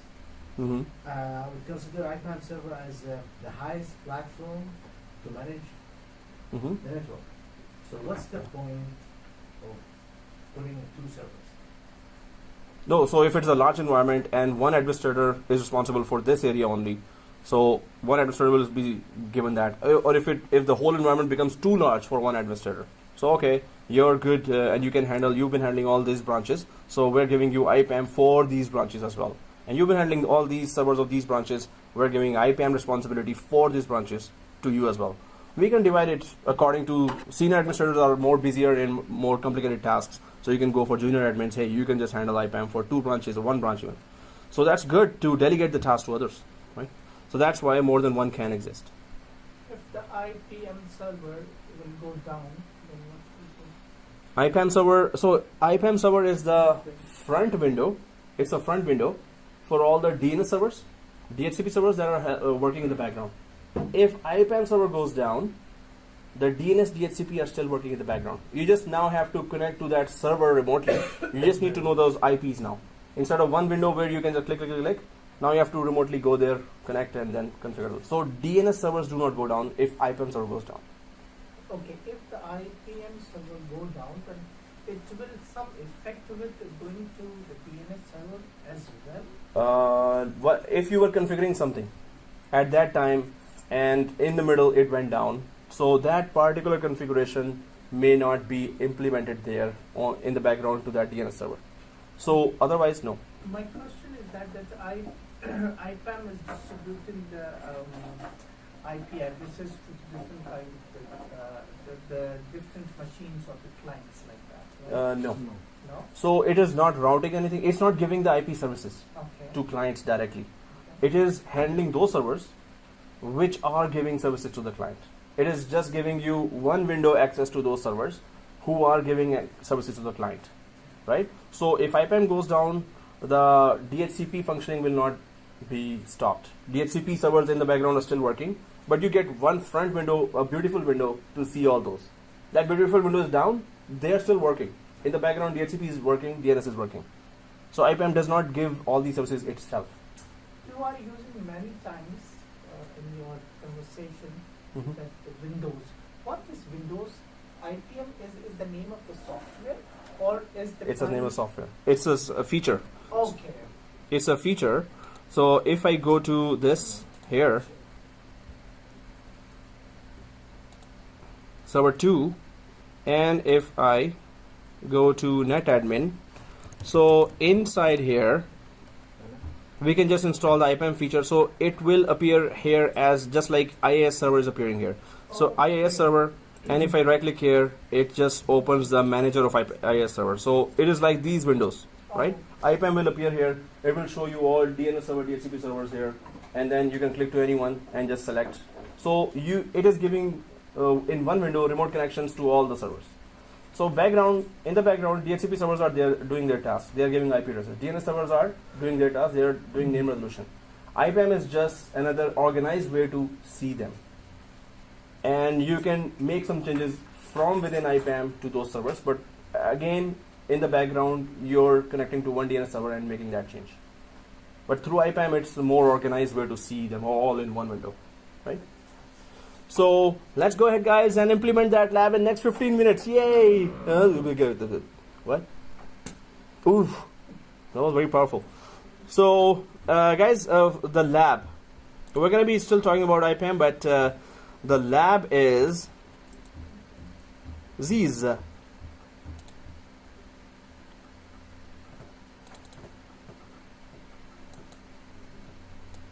So we're going to have one domain controller. Actually, we need two domain controllers. And third one is IPAM server. Right? So there will be one. So server 1 is there. In fact, we have a VPN server, so we're not going to lose that, right? So this means that we should then have 4 servers. So we need to connect to What about the configuration of the server of IPAM. IPAM, sorry. So it is server 03 would be IPAM. Yeah, configuration of IPAM would be you will install the feature and then it will discover all the servers. Then you make sure that your connection to these servers is green, not red, and this takes time. And then once any one server is detected and successfully added to IPAM, then start configuring that server remotely. Okay. So you're going to see the features of that. As your notes, I just read about that the software and the hardware is supposed to be the same for the all machines, right? No. So it just says that software hardware requirement should be met, whatever that requirement is. So we need to know what the requirement is, and it should be met. And But they should not be same. They don't have to be same. Okay, Yeah. and then for both the server 2 and as well as the server 1. Yeah. So it should not be exactly the same. It's not failover clustering we're implementing. Failover clustering, you have to have hardware, software exactly the same. Okay. IPAM server will discover DHCP, DNS, domain controller, and remote access. So here, guys, we will be installing a replica DC as well, so it can discover our environment. It all must have firewall off there, and so VPN is already there. It should discover that. I hope it lets us discover through the 192.100.2 network card. IPAM server should be a clean member server machine and joined to domain and replica DC. So 2 domain controllers, and you will have 2 DNS servers here, of course. So this is also a DC, DNS, and DHCP, and we can install here DHCP and configure it quickly for either split scope, or we can configure it for failover cluster, for DHCP failover that we configured before, right? So we can have 2 DHCPs, 2 DNS servers, 2 domain controllers, and 1 VPN server. So this is all the requirements. These are the 4 infrastructure servers that it detects. So IPAM should be detecting them all, and it's going to be a little exercise to do that. So we get an idea that, okay, 4 domain controller, 4 infrastructure servers are detected, and you can just handle them through one window of IPAM. We get that theory part. So in the lab, we need to create that environment, and then so this means that 2 more servers we need to add, and the 4th server or the 3rd server, we can just make 3rd server as replica DC, DNS, DHCP, or 4th server as replica DC, DNS, and DHCP, right? So we're going to make them all in the next class. So we're going to just start right away with the lab after doing a recap of what IPAM is, right? So let's do that lab now. Oh, Snapshot? Snapshot meeting? huh? Snapshot? It's done already. You created the lab already? So guys, 2 clones. Before we can just create it now, so we don't have to do that lab work in next class, right? So we have 15 minutes, we can reach moon, according to Jeff Bezos. You know who's Jeff Bezos? Amazon guy who has a SpaceX machine, in a company where, used rockets go to space, and space tourism is going to be starting. So guys, let's create 2 clones, server 3 and 4. So next class we don't have to actually. So do we have the template machine there? All right. So I have server 1 and 2 here, and client 01. We don't need the client 01 now for the. So I'm just gonna just close that, shut down this client 01. And with the template machine, I'm just gonna create 2 clones, and these are all link clones. So yeah, we don't need server 2. If you want the memory more, go and shut down server 2 as well, because we're just gonna create 2 clones and give static IPs and join it to domain, right? So here 741, I have a template machine which is 2016. There it is.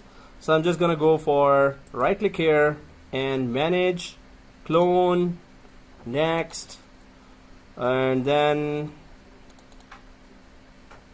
current state, next, link clone. I'm just let's go for link clone because we always run out of space, and your SSDs are D or E, right? So put your link clone on either SSD E. It's on different computer, it's different. In my case it is D. It's a link. Not a full one. Sorry, link clone is better. Yeah, it takes less space and you can put it on SSD. So you have to check in your physical desktop if E is SSD or D, which is a drive letter for SSD. So here I'm just gonna go for server 03, which we don't have till now, -7 my first name, and -70-741. In my case, C drive is my, but you can go for D or E, whichever is SSD. So I'm just gonna copy this name here and click finito, and it gets created right away. Close, and then we go for another clone here.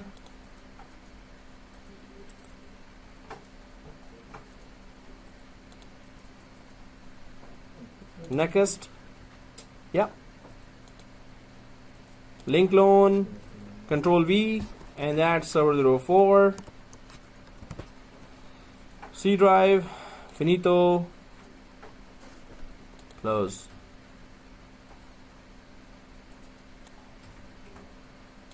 $741. So just change the name and give the folder path properly. So if you are changing the location of the C drive, the lower folder, if you're changing the location, that's not a very good idea. Just change this letter, not the whole location, right? But if you have already did that, so cancel out and recreate the machine again and just change the drive. Location changing really makes it confusing.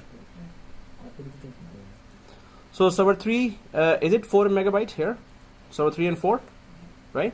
So we can, so it's 4 MB. Of course it's not gonna start, so I'm just gonna add a virtual machine here and simply change it to, well, 4 GB. That's okay. 4 GB, power on, server 3, and server 4 also. I'm changing 4 MB to 4 GB, and power on and energize. 4 GB.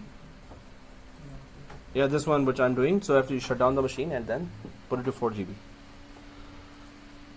But as okay. And then Power on. network Yes, sir. So we need just one network card there. So this is the network configuration here for server 3 and 4. The IP for 2 is 200.2, of course. So 3 will be 200.3, 192.168.200.3, and 255.255.255.0. Gateway. This course we use 201, right? And I prefer DNS is also 200.1. So Control A, Control C, and guys, we just need that machine for 1 day, so we don't have to activate that. But if you can activate, that's also okay. If you want to activate that, so 200.4 is for the new replica DC, DNS, and DHCP, and server 3 is for IPAM. So this is, so once the two machines are started, you can just shut down server 2 now because it's gonna take some CPU and memory. So instead we can just quickly give static IP and rename it, shut down the machines, and go home. Yay! Or not go home. Okay, so just rename and give these IPs there, right? So start the two machines. You don't have to activate that. If you do, it's okay, because next class it should not be expired right away. If it does, then give a network internet connection temporarily and activate that. It's good if you're there. Yeah, go ahead and join the domain. At least we need the computers to be joining the domain. So server 3 is already there, and home country is Canada, English, and next, and accept the license agreement. Give the class password, small abc capital C, capital 3. Enter. Finalizing. So just give static IP rename and join the domain, and we're good. Yay. Oh.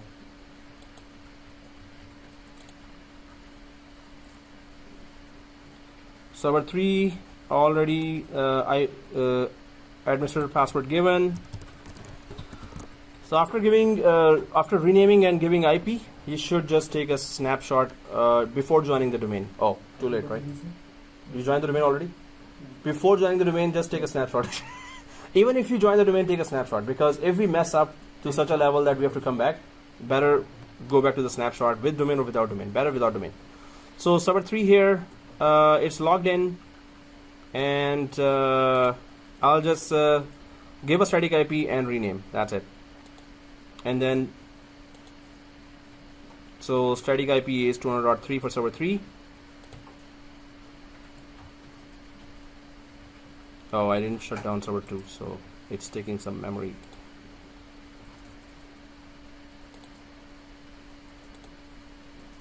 And Ethernet 0, properties 15. 192.168.200.3, 192.168.200.1, 192.168.200.1. Yay! Okay. So that's the IP3, and the rest of the subnet mask gateway is the same, supposed to be as the server 1 and 2, so 200.1, right? And that's the same we're going to give for the server 4 as well. So again, static IP, rename, join the domain. Well, static IP, rename, snapshot, then join the domain and shut down. Static IP, rename, restart, snapshot, and then join the domain. So I'm just gonna have given a static IP here, press OK, OK, close. Now I'm just gonna go for local server here and computer name. Yeah, preferred DNS is 200.1, and server 03 I'm giving here as the name. Well, you know what? We can, in one go, we can join it to domain as well. Then we will miss that snapshot. That's why I did not join right now. I just went for restart. As soon as it is fully restarted, I'm gonna take a snapshot, then log in and join a domain and shut down. So that was very tempting. In one go, you can just join it to domain and rename. So while the 3 is still restarting, I'm just gonna go for 4. Next, accept license agreement. Give. If it is done, guys, for those it is done, but make sure it is like exactly like that, right? Like static IP properly given, renamed, then snapshot taken, and then finally join to domain and shut down. If these are done, bye bye. So it has been given static IP and rename but not activated. So I'm just gonna right click here, go to snapshot for server 3, take snapshot. I'll click that, take snapshot here, and then I'll go for just static IP given, renamed, not activated, not joined to domain. Seriously, I'm just saying not as well. So I'll just control A, control C that, or I'll copy that, because these 4 things I need to put for server 4 as well.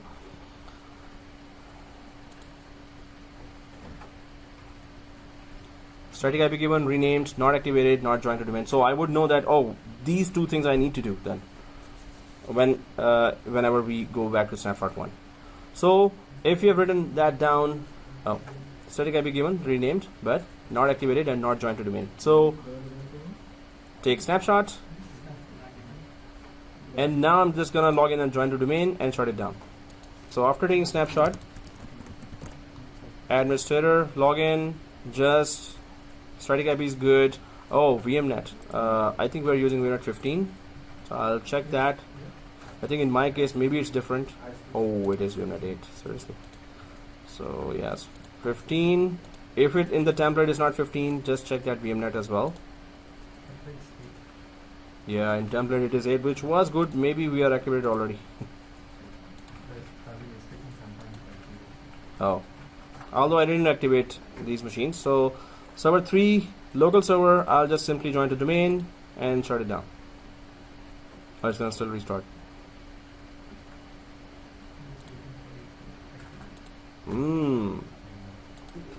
Domain net plus domain dot local, enter net admin and small basic conversation.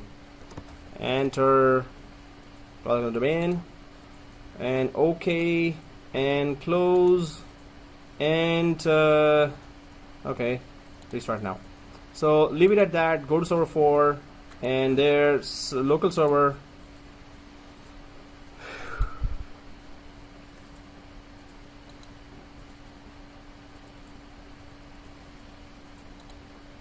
Select that, Ethernet 0, Ethernet 0 again. Let's go for properties. Let's go for version 4. Use this. So now it's 192.168.200.4. Tab 192. Oops.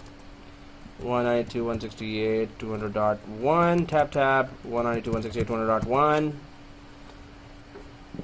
So it's just 4. The rest are gateway 1, 201. And we are kinda done. Close local server. Go for rename. Static IP rename. Then when it restarts after rename, then take a snapshot, and then log in and join to domain. So rename is server 04. Press OK.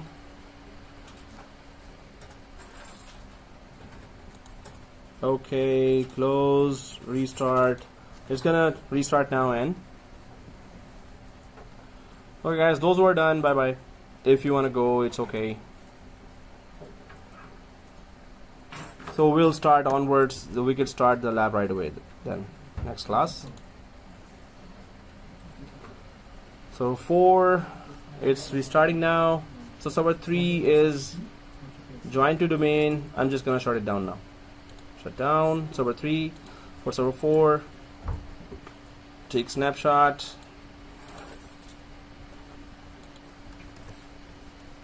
Static IP given, rename, not activated, not joined to domain. I pasted that and then just join to the domain. Wow. Okay, sir. Office. All right. See you. Alright, see you. Hey, many of the guys are not done. Come on, you guys are too slow. Allah Hafiz. Allah Hafiz. Assalamu alaikum.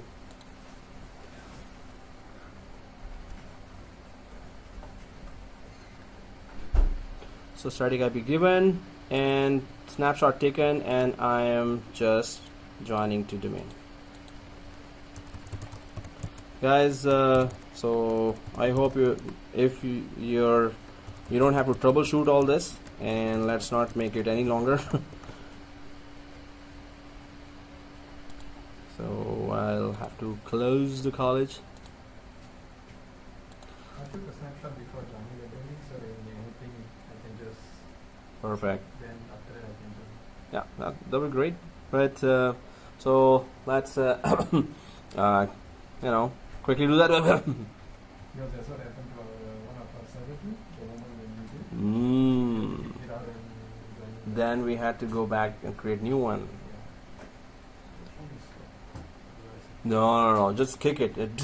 No, just kidding. Right click, power, shut down guest. I'm done. Yay! Don't worry, the washroom is here. Kitchen is, after 4 rooms.